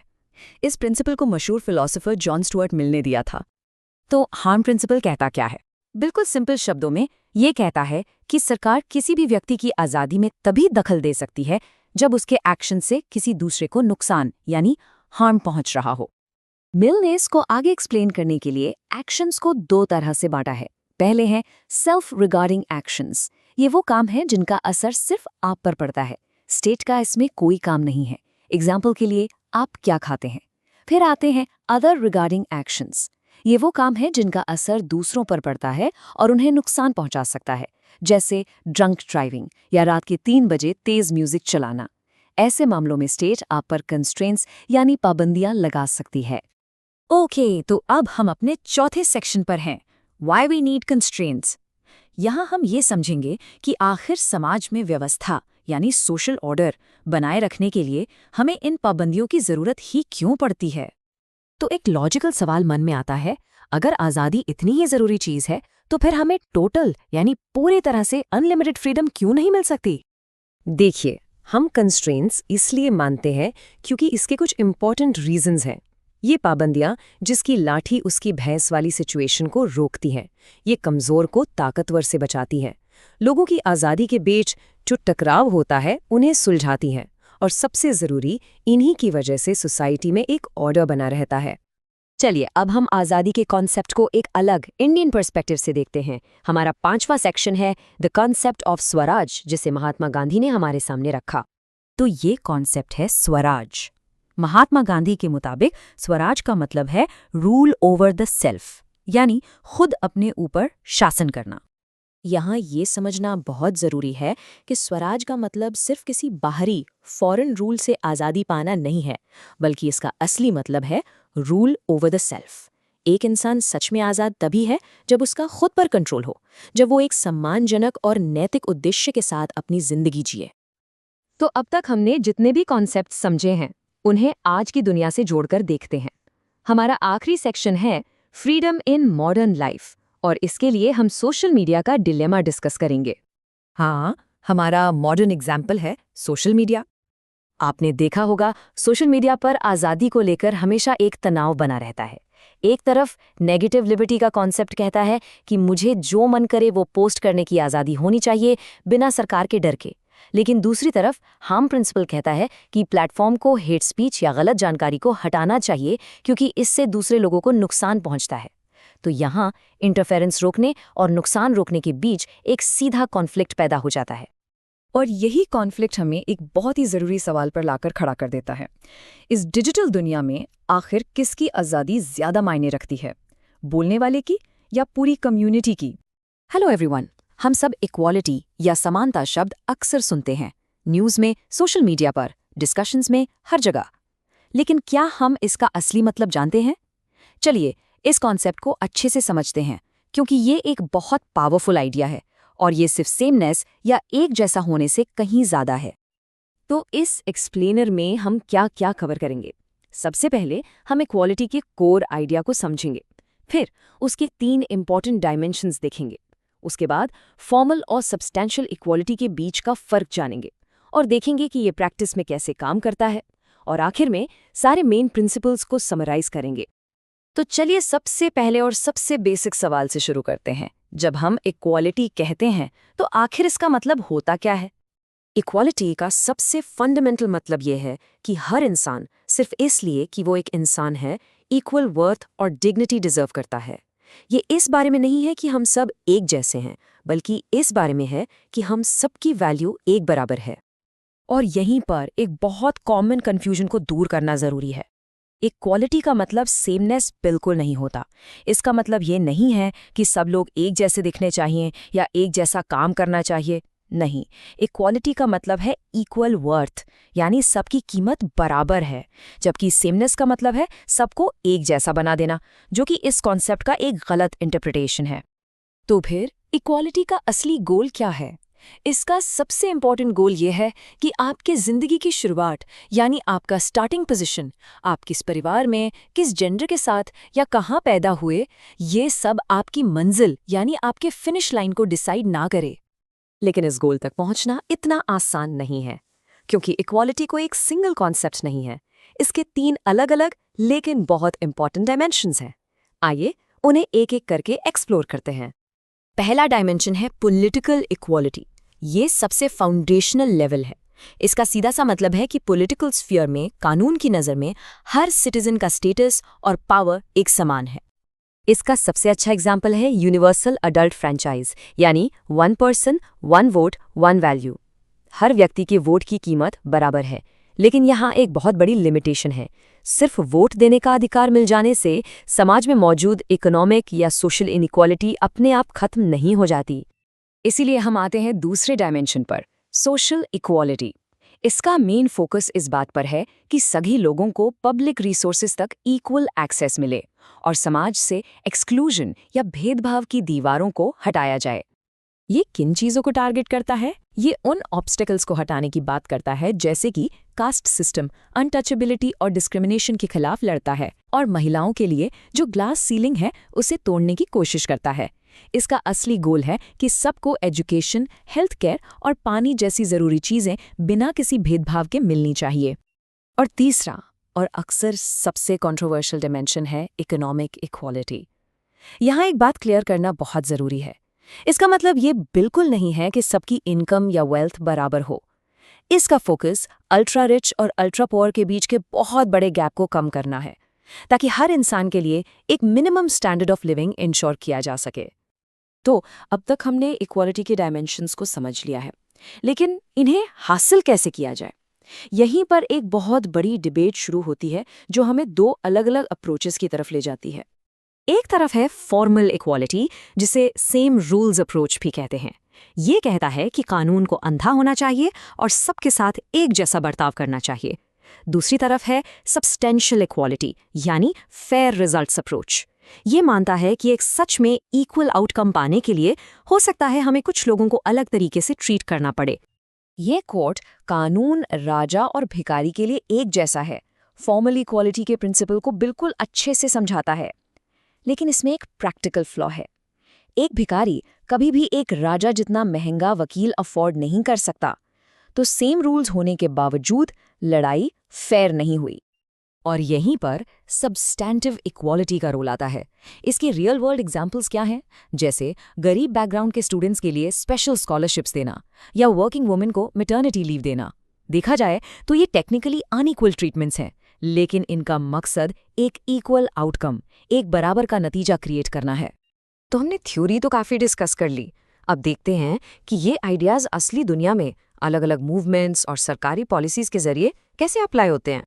चलिए फेमिनिस्ट पर्सपेक्टिव को देखते हैं। उनका तर्क ये है कि असमानता सिर्फ पब्लिक स्फीयर यानी जॉब्स या वोटिंग में नहीं, बल्कि प्राइवेट स्फीयर यानी घर से शुरू होती है। अगर एक महिला से घर के सारे काम और बच्चों की पूरी जिम्मेदारी निभाने की उम्मीद की जाती है, तो वो बाहर जॉब मार्केट में बराबरी से कम्पीट कैसे कर पाएगी? और इसी आइडिया से कि पिछले डिसएडवांटेजेस को ठीक करना जरूरी है, एक बहुत इंपॉर्टेंट पॉलिसी निकलती है, अफर्मेटिव एक्शन। ये एक ऐसी पॉलिसी है जिसे ऐतिहासिक अन्याय यानी हिस्टोरिकल इनजस्टिसेस को ठीक करने और सबके लिए एक लेवल प्लेइंग फील्ड बनाने के लिए डिज़ाइन किया गया है। और ध्यान रखें, ये एक टेम्परेरी मेजर होता है। तो इसके पीछे का लॉजिक क्या है? आइए इसे स्टेप बाय स्टेप समझते हैं। सबसे पहले ये रेकग्नाइज करना कि हिस्ट्री में कुछ ग्रुप्स को सदियों तक मौकों से वंचित रखा गया। फिर इस बात को एक्नॉलेज करना कि उस वजह से उनका स्टार्टिंग पॉइंट ही अनइक्वल है, इसलिए वो रातों रात मेरिट पर कम्पीट नहीं कर सकते। इसीलिए इसे एक टेम्पररी मेजर के रूप में इम्प्लीमेंट किया जाता है, ना कि परमानेंट। और आखिर में इसका गोल क्या है? एक ऐसी सिचुएशन क्रिएट करना, एक ट्रूली लेवल प्लेइंग फील्ड जहां मेरिट का सिस्टम आखिरकार सबके लिए फेयर हो। ऑलराइट, तो हमने काफ़ी कुछ कवर कर लिया है। आइए अब जल्दी से उन सभी ज़रूरी बातों को समराइज कर लेते हैं जो हमने इक्वालिटी के बारे में सीखी हैं। तो हमने क्या समझा? हमने शुरू किया इस आइडिया से कि सबको आगे बढ़ने का बराबर मौका यानी इक्वालिटी ऑफ अपॉर्चुनिटी मिलनी चाहिए। हमने इसके 3 डायमेंशंस देखे, पॉलिटिकल, सोशल और इकोनॉमिक।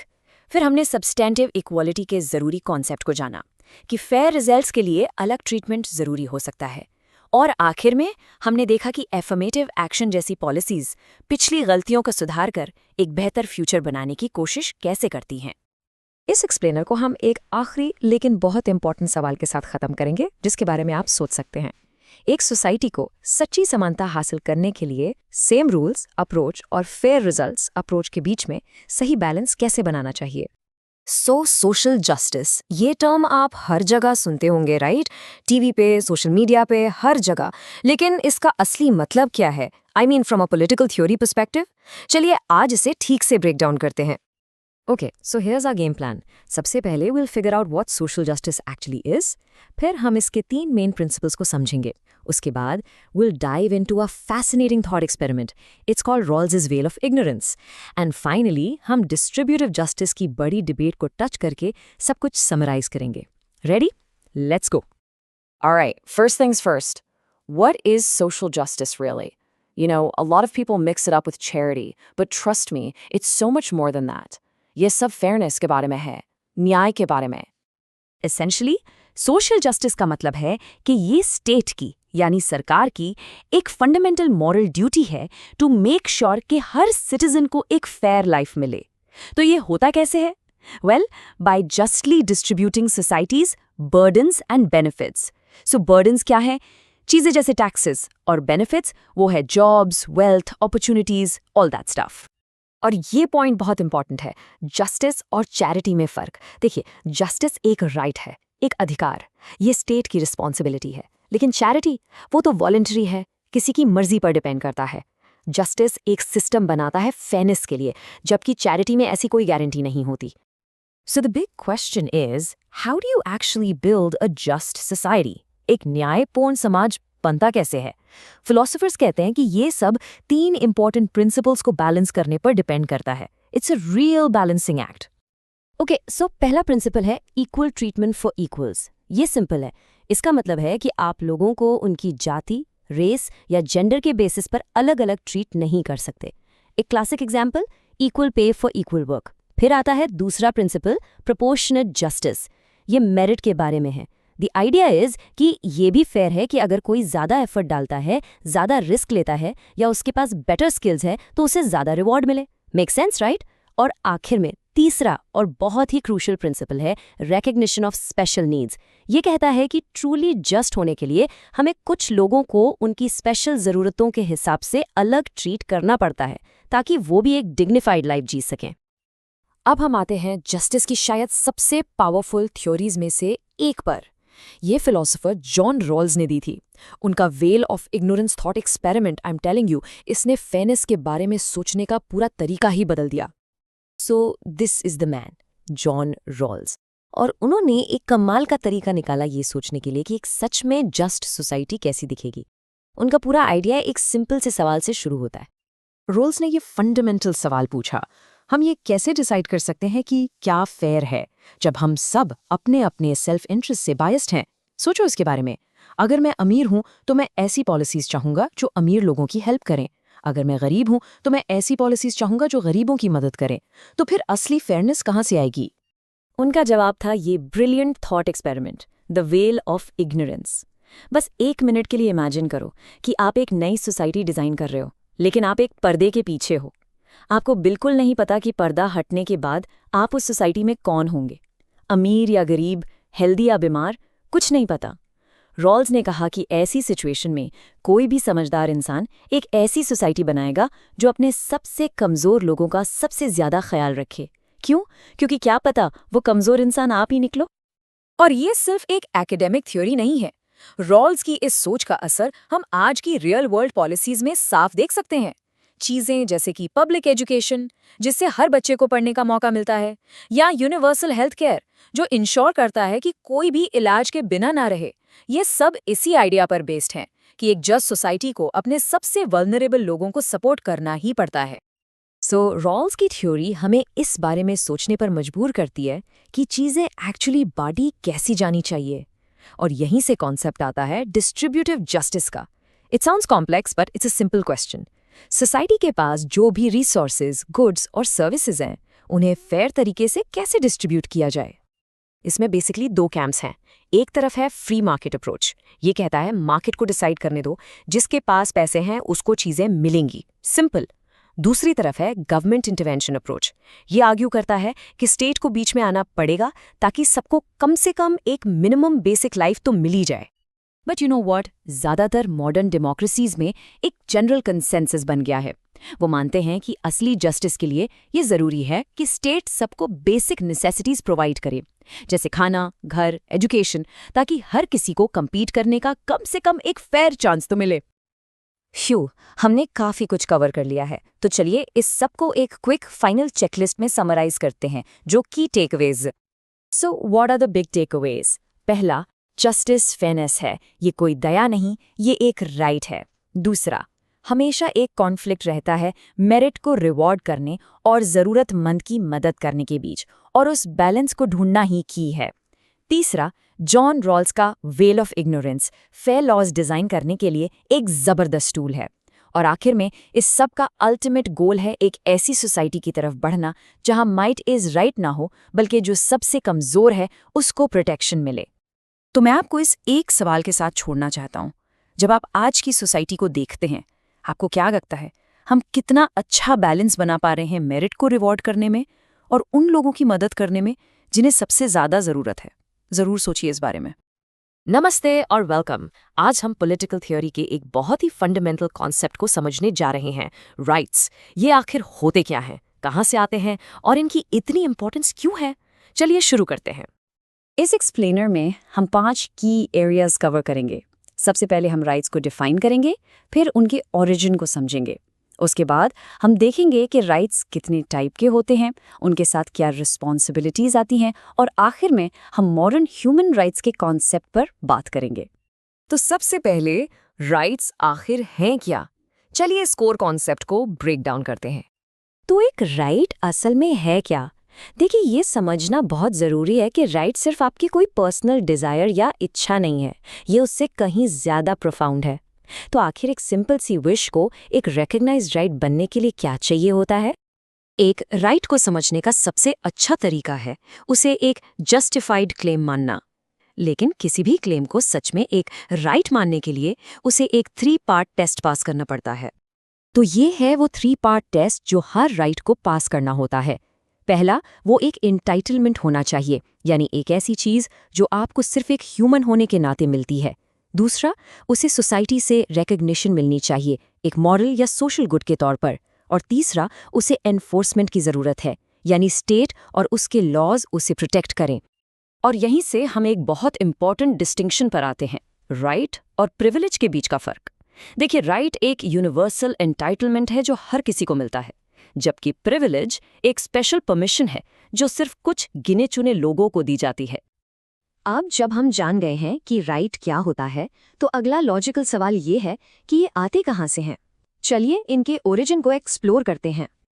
इस विषय पर 2 मेजर स्कूल्स ऑफ थॉट हैं। पहला, नेचुरल राइट्स थ्योरी, जिसे जॉन लॉक जैसे थिंकर्स ने सपोर्ट किया था।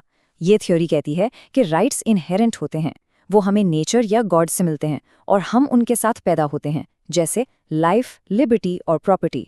दूसरी तरफ है लीगल राइट्स थ्योरी। ये कहती है कि राइट्स स्टेट द्वारा बनाए जाते हैं ताकि कॉमन गुड सर्व हो सके। अगर किसी क्लेम से पूरी सोसाइटी का भला होता है तो स्टेट उसे एक राइट बना देती है। ठीक है, तो अब बात करते हैं डिफरेंट टाइप्स ऑफ राइट्स की। इन्हें आमतौर पर 3 अलग अलग जनरेशन्स में कैटेगराइज किया जाता है। फर्स्ट जनरेशन में आते हैं पॉलिटिकल राइट्स, जैसे वोट देने का अधिकार, पॉलिटिकल पार्टीज बनाने का अधिकार या इलेक्शंस लड़ने का अधिकार। सेकेंड जनरेशन में आती हैं सिविल लिबर्टीज, जिसमें फ्रीडम ऑफ स्पीच, रिलीजन और फेयर ट्रायल जैसे फंडामेंटल फ्रीडम्स शामिल हैं। और थर्ड जनरेशन में आते हैं economic, social and cultural rights, जैसे एजुकेशन का अधिकार, आवास यानी हाउसिंग का अधिकार या मिनिमम वेज का अधिकार। अब हम एक बहुत ही क्रिटिकल कॉन्सेप्ट पर आते हैं, राइट्स एंड रिस्पॉन्सिबिलिटीज। ये समझना बहुत ज़रूरी है कि राइट्स अनलिमिटेड नहीं होते, वो हमेशा एक सिक्के का एक पहलू होते हैं, जिसकी दूसरी तरफ ड्यूटीज यानी कर्तव्य होते हैं। ये इस सेक्शन का कोर थीम है। कोई भी राइट कभी भी पूरी तरह से एब्सोल्यूट इसलिए नहीं होता क्योंकि हम एक सोसाइटी में रहते हैं। मेरे राइट्स वहाँ ख़त्म होते हैं जहाँ से आपके राइट्स शुरू होते हैं, जिसका मतलब है कि लिमिटेशंस का होना ज़रूरी है। ये है वो 3 प्राइमरी रिस्पॉन्सिबिलिटीज़ जो हमारे राइट्स को बैलेंस करती हैं। पहला, आपको दूसरों के राइट्स की रिस्पेक्ट करनी होगी। दूसरा, कॉमन गुड के लिए इंडिविजुअल राइट्स को रीजनेबली रिस्ट्रिक्ट किया जा सकता है, जैसे कि किसी पब्लिक हेल्थ इमरजेंसी के दौरान।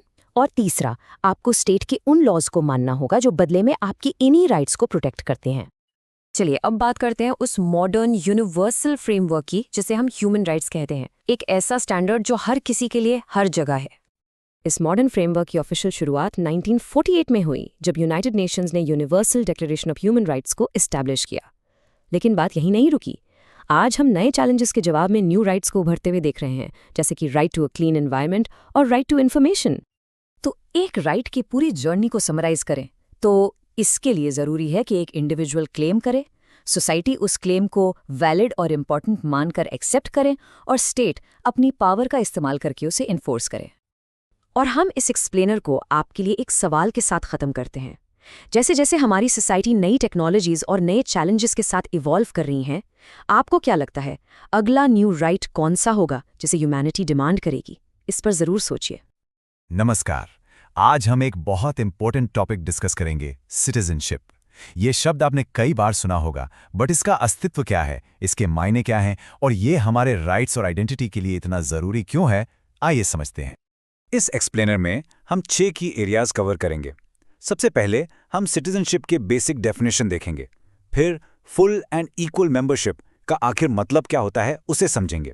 उसके बाद ग्लोबल सिटीजनशिप का कॉन्सेप्ट और देश कैसे डिसाइड करते हैं कि सिटीजन कौन बनेगा, इस पर बात करेंगे।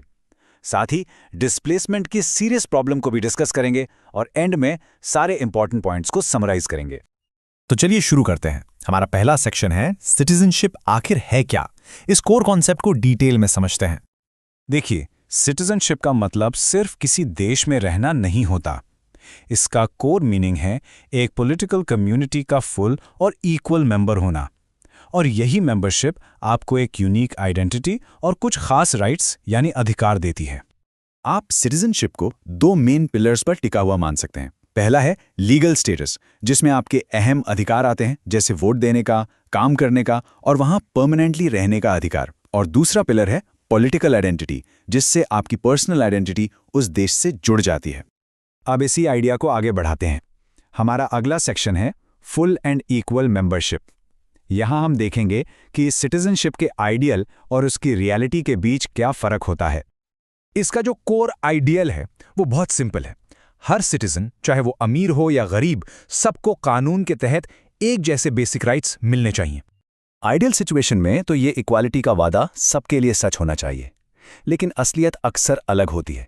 हम देखते हैं कि मार्जिनलाइज्ड ग्रुप्स, जैसे शहरों की झुग्गी झोपड़ियों में रहने वाले लोग, उनके पास कागज पर सिटीजनशिप तो होती है, लेकिन बेसिक सुविधाएं नहीं मिलती।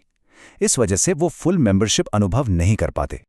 असल में अगर आप पॉलिटिकल हिस्ट्री देखें तो ये इसी संघर्ष की कहानी है। एक्सक्लूडेड ग्रुप्स जैसे महिलाएं, माइनॉरिटीज और गरीब लोग, उनका लगातार संघर्ष रहा है कि उन्हें फुल और इक्वल सिटीजनशिप मिल सके। चलिए अब इस टॉपिक को थोड़ा और विस्तार से देखते हैं और एक मॉडर्न कॉन्सेप्ट की बात करते हैं, ग्लोबल सिटीजनशिप।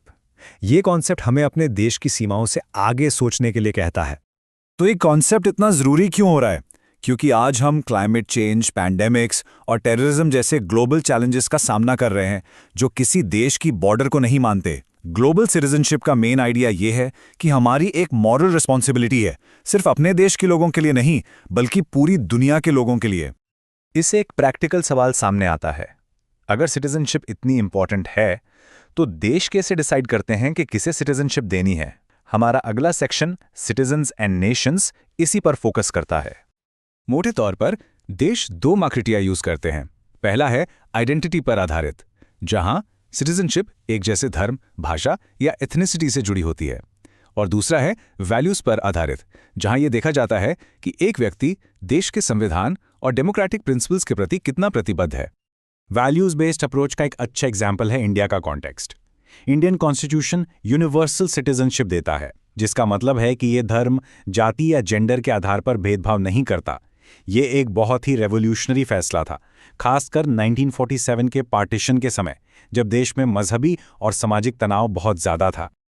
अब हम एक बहुत ही गंभीर मुद्दे की तरफ बढ़ते हैं। हमारा अगला सेक्शन है द प्रॉब्लम ऑफ डिस्प्लेसमेंट, मतलब उन लोगों का क्या होता है जो किसी देश के सिटीजन तो हैं, पर उन्हें प्रोटेक्ट करने के लिए कोई स्टेट नहीं है।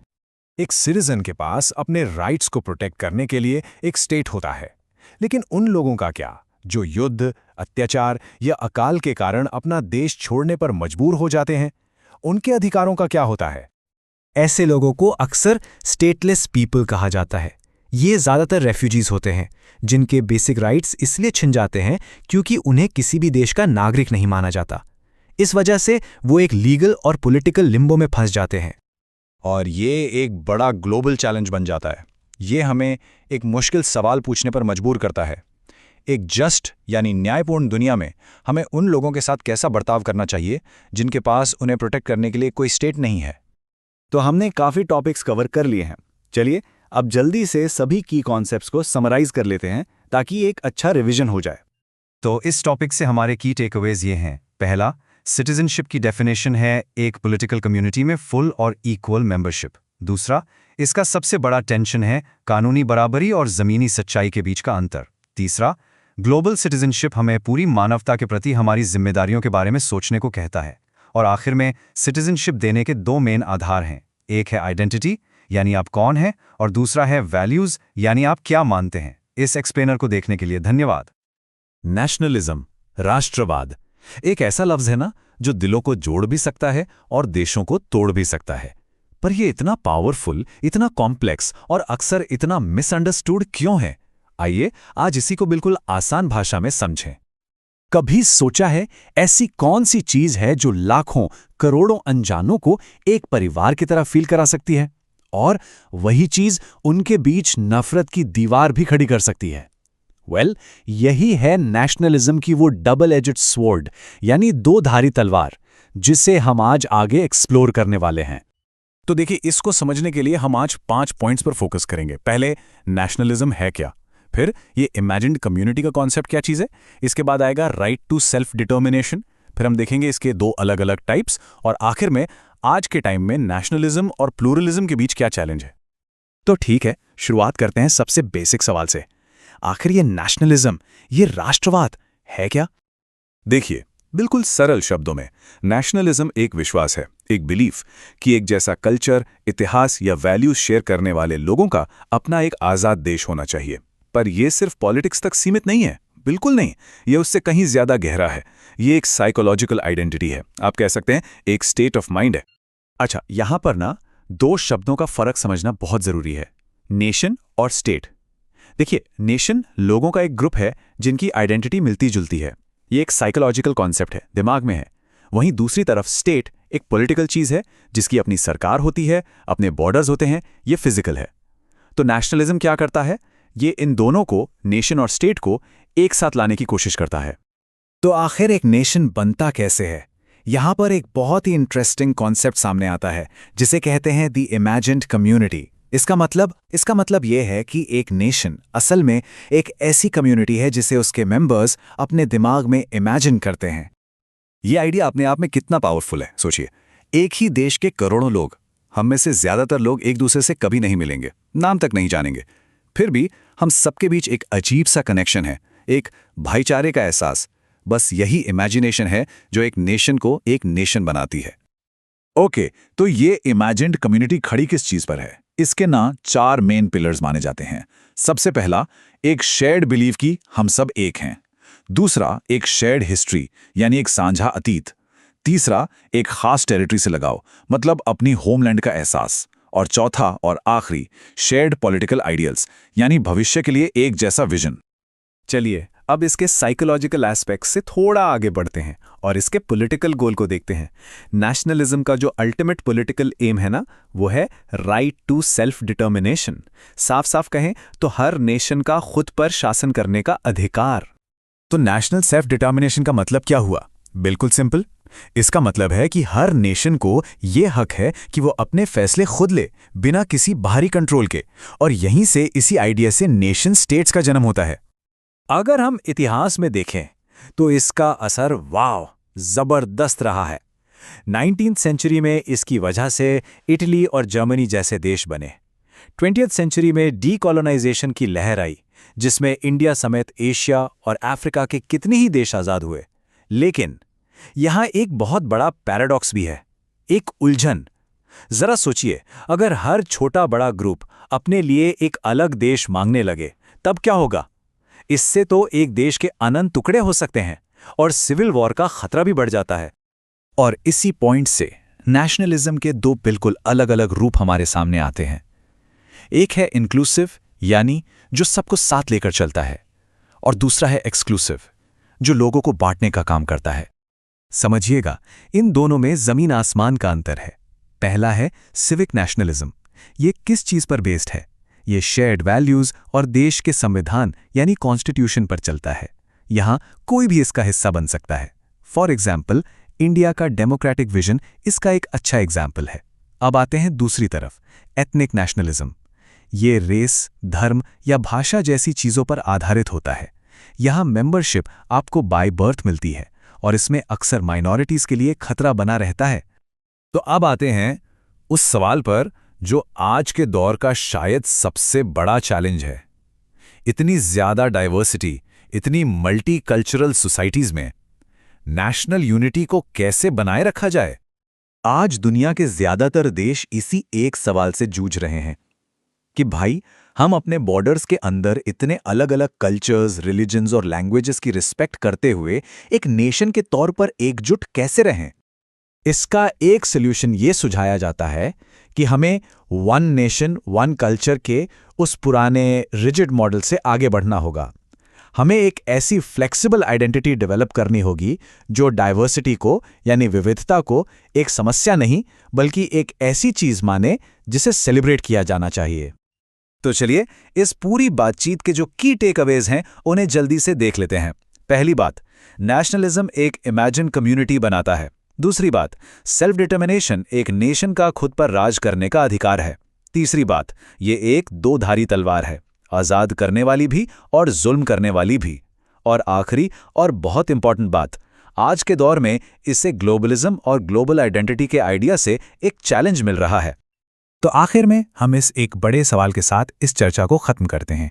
आज की इस ग्लोबलाइज्ड दुनिया में जहां सब कुछ इतना कनेक्टेड है, वहां नेशनलिज्म का भविष्य, इसका फ्यूचर क्या है, ये एक ऐसा सवाल है जिस पर सोचना बहुत जरूरी है। नमस्ते और वेलकम। आज हम पॉलिटिकल थ्योरी का एक बहुत ही इंपॉर्टेंट कॉन्सेप्ट समझने वाले हैं, सेक्युलरिज्म। हम इसकी मीनिंग को ब्रेक डाउन करेंगे और फिर दुनिया के दो मेजर मॉडल्स, वेस्टर्न और इंडियन मॉडल को आपस में कंपेयर करेंगे। देखिए, हम इस टॉपिक को कैसे कवर करेंगे। पहले हम सेक्युलरिज्म की एक क्लियर डेफिनेशन समझेंगे। उसके बाद हमारे डिस्कशन का मेन पार्ट आएगा वेस्टर्न और इंडियन मॉडल्स का कंपैरिजन। फिर हम ये जानेंगे कि सेक्युलरिज्म ज़रूरी क्यों माना जाता है और साथ ही इसके कुछ मेजर क्रिटिसिज्म्स को भी एग्जामिन करेंगे। एंड में हम सारे की टेकअवेज को समराइज करेंगे। तो चलिए सबसे बेसिक से शुरू करते हैं। आखिर सेक्युलरिज्म है क्या? बेसिकली सेक्युलरिज्म वो प्रिंसिपल है जो कहता है कि रिलीजन और गवर्नमेंट अलग अलग होने चाहिए। इसका मतलब ये है कि एक सेक्युलर स्टेट का कोई ऑफिशियल रिलीजन नहीं होता। वो किसी एक धर्म को दूसरे से ज्यादा बढ़ावा नहीं देता और ना ही किसी नागरिक के पर्सनल बिलीव्स के आधार पर उनके फंडामेंटल राइट्स में दखल देता है। ये प्रिंसिपल दो तरह की इक्वालिटी लाने की कोशिश करता है।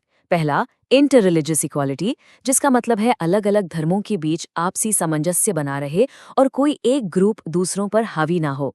और दूसरा, इंट्रा रिलीजियस इक्वालिटी, जो एक ही रिलीजन के अंदर देखता है ताकि वहां हो रहे ऑपरेशन जैसे कि अनटचेबिलिटी या जेंडर डिस्क्रिमिनेशन को खत्म किया जा सके।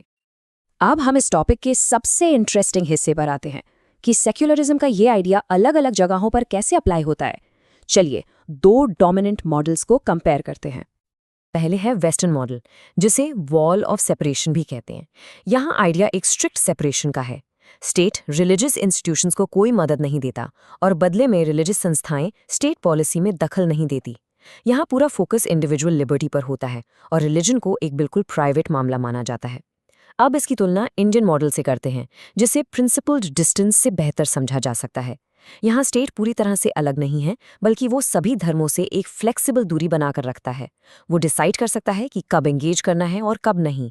इससे स्टेट को रिलीजियस मामलों में इंटरवीन करने का अधिकार मिलता है ताकि सोशल रिफॉर्म्स लाए जा सकें और ह्यूमन राइट्स की रक्षा हो, जैसे सती जैसी प्रथा को बंद करना या भेदभाव वाले पर्सनल लॉज को रिफॉर्म करना। यहाँ फोकस सिर्फ इंडिविजुअल राइट्स पर नहीं, बल्कि माइनॉरिटी राइट्स और सामाजिक सद्भावना पर भी होता है। इन मॉडल्स को समझने के बाद एक बड़ा सवाल उठता है, आखिर ये सेपरेशन चाहे किसी भी रूप में हो, एक मॉडर्न स्टेट के लिए इतना जरूरी क्यों माना जाता है? चलिए इसके कोर आर्ग्यूमेंट्स को आसानी से समझते हैं कि सेक्युलरिज्म को एक ज़रूरत क्यों माना जाता है। इसके 3 मेन कारण हैं। पहला, धार्मिक झगड़ों को रोकने के लिए। अगर स्टेट किसी एक रिलीजन को फेवर करेगा तो दूसरे धर्मों के लोग अलग थलग महसूस करेंगे, जो आसानी से सोशल टेंशन और हिंसा का कारण बन सकता है। दूसरा, इंडिविजुअल फ्रीडम को प्रोटेक्ट करने के लिए। इसमें आपके अपने धर्म को मानने की आज़ादी, उसे बदलने की आज़ादी या कोई भी धर्म ना मानने की आज़ादी शामिल है, बिना किसी सरकारी दबाव के। और आखिर में, इक्वालिटी को प्रमोट करने के लिए। सेक्युलरिज्म ये सुनिश्चित करता है कि एक नागरिक के तौर पर आपके अधिकार, जैसे वोट का अधिकार, नौकरी का अधिकार या न्याय का अधिकार, आपकी धार्मिक पहचान से तय ना हो। लेकिन हर बड़े पॉलिटिकल आइडिया की तरह सेक्युलरिज्म भी बिना चुनौतियों और आलोचकों के नहीं है। एक पूरी पिक्चर के लिए जरूरी है कि हम इसके खिलाफ दिए गए आर्ग्यूमेंट्स पर भी ध्यान दें। एक आम आलोचना ये है कि सेक्युलरिज्म आस्था और धर्म के खिलाफ है। इंडिया जैसे देश में इसे कभी कभी वेस्टर्न इम्पोर्ट भी कहा जाता है, यानी एक ऐसा कॉन्सेप्ट जो यहाँ के सोशल फैब्रिक में फिट नहीं होता। एक तीसरा आरोप माइनॉरिटी अपीजमेंट का लगता है, जहां कहा जाता है कि सेक्युलर पॉलिसीज माइनॉरिटीज को गलत तरीके से फेवर करती हैं। और खास तौर पर इंडियन मॉडल की आलोचना इस बात पे होती है कि स्टेट बहुत ज्यादा इंटरवेंशनिस्ट है, यानी वो धार्मिक रीति रिवाजों में हद से ज्यादा दखलंदाजी करता है। ठीक है, हमने काफी कुछ कवर कर लिया है। चलिए अब जल्दी से सबसे जरूरी पॉइंट्स को रिवाइज कर लेते हैं ताकि हमारी अंडरस्टैंडिंग पक्की हो जाए। तो सबसे पहले इसकी कोर डेफिनेशन। सेक्युलरिज्म का मतलब है रिलीजियस और पॉलिटिकल पावर को अलग करना ताकि हर नागरिक के लिए बराबरी सुनिश्चित हो सके। वेस्टर्न मॉडल को उसकी स्ट्रिक्ट वॉल ऑफ सेपरेशन से पहचाना जाता है, जो स्टेट और रिलीजन के बीच एक साफ और कठोर सीमा बनाती है। इसके विपरीत इंडियन मॉडल प्रिंसिपल डिस्टेंस का इस्तेमाल करता है, जो एक ज़्यादा फ्लेक्सिबल अप्रोच है। ये स्टेट को इजाज़त देता है कि वो धार्मिक प्रथाओं से जुड़ी सामाजिक बुराइयों को ठीक करने के लिए आगे आए। और आखिर में सेक्युलरिज्म का अल्टीमेट गोल 2 ज़रूरी आज़ादियों को हासिल करना है। पहली, लोगों और समुदायों के लिए धर्म की आज़ादी, और दूसरी, स्टेट या किसी एक ग्रुप के धार्मिक दबदबे से आज़ादी। ये हमें इस बहस के सबसे बड़े चैलेंज पर लाकर छोड़ता है। कोई भी स्टेट धार्मिक आज़ादी का सम्मान करने और अपने सभी नागरिकों के ह्यूमन राइट्स की रक्षा करने के कर्तव्यों के बीच सही बैलेंस कैसे बना सकता है? ये एक जटिल सवाल है और इस पर सोचना ज़रूरी है। इस एक्सप्लेनर को ज्वाइन करने के लिए धन्यवाद। नमस्कार। इस एक्सप्लेनर में हम पॉलिटिकल थ्योरी के एक बहुत इंपॉर्टेंट कॉन्सेप्ट पीस यानी शांति के बारे में बात करेंगे। हम समझेंगे कि असली शांति का मतलब सिर्फ जंग का ना होना इससे कहीं ज़्यादा क्यों है। तो चलिए इसका ब्रेकडाउन देखते हैं। हम शुरू करेंगे पीस को डिफाइन करने से, फिर वायलेंस के अलग अलग फॉर्म्स को देखेंगे। उसके बाद एक मुश्किल सवाल उठाएंगे, क्या हिंसा से कभी शांति मिल सकती है?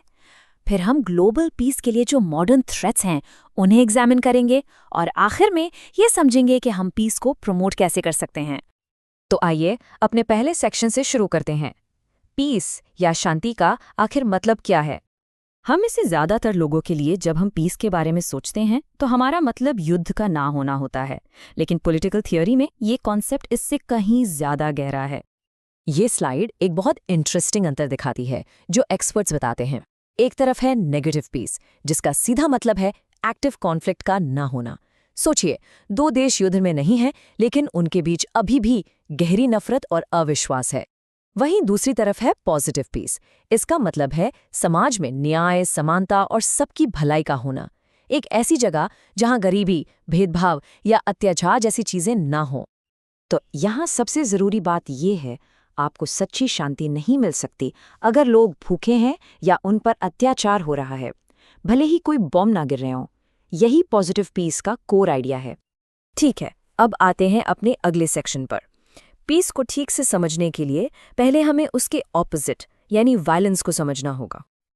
और वायलेंस का मतलब सिर्फ फिजिकल हार्म नहीं होता। हिंसा के 3 मुख्य रूप हो सकते हैं, डायरेक्ट, स्ट्रक्चरल और कल्चरल। चलिए एक एक करके इन्हें देखते हैं। पहला है डायरेक्ट वायलेंस। ये सबसे साफ दिखने वाला रूप है जिसे हम सब देख सकते हैं। इसमें सीधा फिजिकल हार्म शामिल होता है, जैसे मर्डर, वॉर या दंगे। अगला है स्ट्रक्चरल वायलेंस। ये वो नुकसान है जो सोसाइटी के स्ट्रक्चर की वजह से होता है, जैसे कि कास्ट सिस्टम, बहुत ज्यादा गरीबी या पेट्रियार्की। ये एक धीमी, ना दिखने वाली हिंसा है जो लोगों को उनके अधिकारों से वंचित करके नुकसान पहुंचाती है।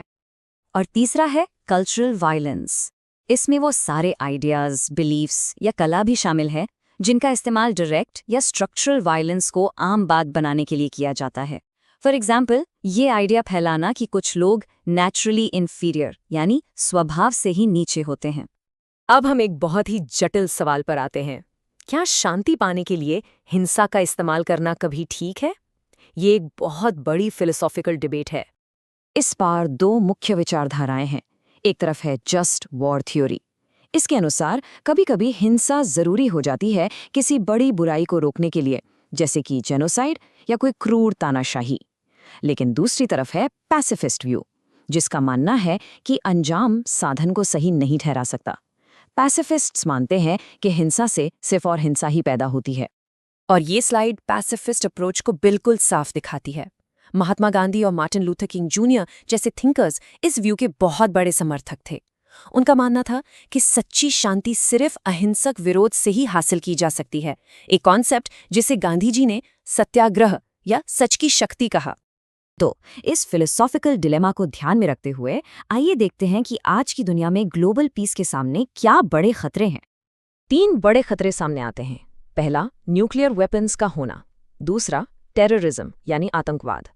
और तीसरा, रिसोर्स स्कैर्सिटी यानी पानी, तेल और जमीन जैसे जरूरी संसाधनों के लिए झगड़े। जब न्यूक्लियर वेपन्स की बात आती है तो एक डरावना कॉन्सेप्ट है जिसे म्यूचुअल अश्योर्ड डिस्ट्रक्शन या मैड कहते हैं। इसका आइडिया यह है कि जिन देशों के पास न्यूक्लियर वेपन्स हैं वो उन्हें इस्तेमाल करने से डरते हैं क्योंकि इसका नतीजा दोनों तरफ की पूरी बर्बादी होगा। तो इन सभी खतरों के बीच हम आखिर शांति को बढ़ावा कैसे दे सकते हैं? चलिए अपने आखिरी सेक्शन में इस पर बात करते हैं। यूनाइटेड नेशंस जैसे इंटरनेशनल बॉडीज आमतौर पर 3 तरफा अप्रोच इस्तेमाल करते हैं। पहला, डिप्लोमेसी, लड़ने के बजाय बातचीत और समझौता करना। दूसरा, डिसआर्मामेंट, दुनिया में हथियारों की संख्या को कम करने के लिए काम करना। और तीसरा, डेवलपमेंट, गरीबी और निराशा जैसे मुद्दे सुलझाना ताकि लोग हिंसा की तरफ ना जाएं। चलिए, हमने जो की कॉन्सेप्ट्स कवर किए हैं उनका एक छोटा सा रिकैप कर लेते हैं। हमने सीखा कि नेगेटिव पीस का मतलब है नो वॉर, पॉजिटिव पीस इससे आगे है नो वॉर के साथ साथ सोशल जस्टिस। हमने स्ट्रक्चरल वायलेंस को भी समझा जो हमारे सोशल सिस्टम्स में बनी असमानता है। और आखिर में नॉन वायलेंस, वो विश्वास है कि शांति सिर्फ शांतिपूर्ण तरीकों से ही हासिल की जानी चाहिए। और ये हमें एक आखिरी सवाल पर छोड़ जाता है जिसके बारे में सोचना चाहिए। एक ऐसी दुनिया में जहां इतनी गहरी असमानताएं हैं, क्या पॉजिटिव पीस एक हासिल करने लायक लक्ष्य है या ये सिर्फ एक काल्पनिक सपना है? नमस्ते। जब हम डेवलपमेंट शब्द सुनते हैं तो दिमाग में क्या आता है? ऊंची ऊंची बिल्डिंग्स, शाइनी हाईवेज। आज हम इसी कॉन्सेप्ट को तोड़कर समझेंगे। वील एक्सप्लोर पॉलिटिकल थ्योरी का ये इंपॉर्टेंट चैप्टर और देखेंगे कि इसकी मीनिंग टाइम के साथ कैसे इवॉल्व हुई है। तो आज का हमारा सफर कैसा दिखेगा? सबसे पहले हम समझेंगे व्हाट इज डेवलपमेंट, फिर हम देखेंगे कि इसकी एक हिडन कॉस्ट भी है, उसके बाद कुछ एक्साइटिंग नए मॉडल्स पर बात करेंगे और फाइनली सब कुछ की टेकअवेज में समराइज करेंगे। Let's get started. Okay, so let's start with the most basic question of all. What actually is development? और आप देखेंगे इसका answer, well, it's not as simple as it sounds. ये आइडिया कॉन्स्टेंटली इवॉल्व हो रहा है। ये सब एक सेंट्रल क्वेश्चन पे आ जाता है। जब हम प्रोग्रेस कहते हैं तो हमारा मतलब क्या होता है? Is it really just about money and buildings, economic stuff, या क्या ये हमारी क्वालिटी ऑफ लाइफ के बारे में है? Think about it. So traditionally इसका व्यू काफी नैरो था। डेवलपमेंट का मतलब था सीधा सीधा इकोनॉमिक ग्रोथ, दैट्स इट। सब कुछ जीडीपी से मेजर होता था, कितनी फैक्ट्रीज बनाएं, कितने डैम्स बनाएं। बट अब चीजें बदल गई हैं। द मॉडर्न व्यू वो ह्यूमन वेलबींग पर फोकस करता है। तो अब it's not just about money, it's about people's capabilities, their health, their freedom. चीजें जैसे अच्छी एजुकेशन मिलना या अपनी नेबरहुड में सेफ फील करना। अब देखिए, ये जो ओल्ड इकोनॉमी फोकस्ड मॉडल था, इसके कुछ फायदे तो जरूर हुए, but there was a dark side, एक अनदेखी कीमत। So let's flip the coin and look at the real cost of progress. और हाँ, ये प्राइस टैग हमेशा पैसों में नहीं आता। Just think about the social costs. बड़े बड़े प्रोजेक्ट्स बनते हैं लाइक मेगा डैम्स, और इसके लिए हजारों लाखों लोगों को अक्सर पुअर या ट्राइबल कम्युनिटी से उनके घरों से निकाल दिया जाता है। उनका घर जाता है, उनकी लाइवलीहुड जाती है, उनका पूरा वे ऑफ लाइफ, सब कुछ in the name of progress. और सोशल कॉस्ट के अलावा there is the environmental cost. ये जो रेस थी ना रैपिड इंडस्ट्रियलाइजेशन की, इससे वाइड स्प्रेड पोल्यूशन हुआ। It contributes to global warming. और ऊपर से हमने मैसिव स्केल पर अपने फॉरेस्ट को डिस्ट्रॉय कर दिया। So this brings us to a really important question. आखिर इस टाइप के प्रोग्रेस का बेनिफिट किसको मिलता है और प्राइस कौन पे करता है? It's a classic case, right? Benefits अक्सर सिटी ड्वेलर्स को मिलते हैं और बोझ उन विलेजर्स पर पड़ता है जिनकी जमीन छिन जाती है। तो ये सारी problems, the human cost, the environmental cost, इन्होंने पुराने टॉप डाउन मॉडल की सारी कमियां दिखा दी। टॉप डाउन मतलब क्या? मतलब सारे डिसीजंस ऊपर बैठे कुछ लोग ले रहे हैं without even asking the people on the ground. इसके रिस्पॉन्स में कुछ नए बेहतर मॉडल्स इमर्ज हुए। Let's take a look at them. First up we have sustainable development. इसका कोर आइडिया बहुत सिंपल है। हम आज की नीड्स पूरी करें लेकिन फ्यूचर जनरेशंस की नीड्स को कॉम्प्रोमाइज किए बिना। It's about protecting the environment so that आने वाली पीढ़ियां भी अपने रिसोर्सेज यूज कर सकें। Simple, right? But very powerful. Next, this right based development. Now this one is a real game changer. ये कहता है कि डेवलपमेंट कोई गवर्नमेंट का गिफ्ट नहीं है, कोई एहसान नहीं है। It's a fundamental human right. इसका मतलब लोगों का हक है कि वो उन डिसीजंस में पार्टिसिपेट करें जो उनकी लाइफ को अफेक्ट करते हैं। फॉर एग्जाम्पल, अगर उनकी ज़मीन पर डैम बन रहा है तो उनसे कंसल्ट करना, ये उनका राइट है। और फिर है ह्यूमन कैपेबिलिटीज अप्रोच। इसे अमर्त्य सेन ने चैंपियन किया था, and this is a big one. उनके हिसाब से रियल डेवलपमेंट पैसों या बिल्डिंग्स के बारे में है ही नहीं।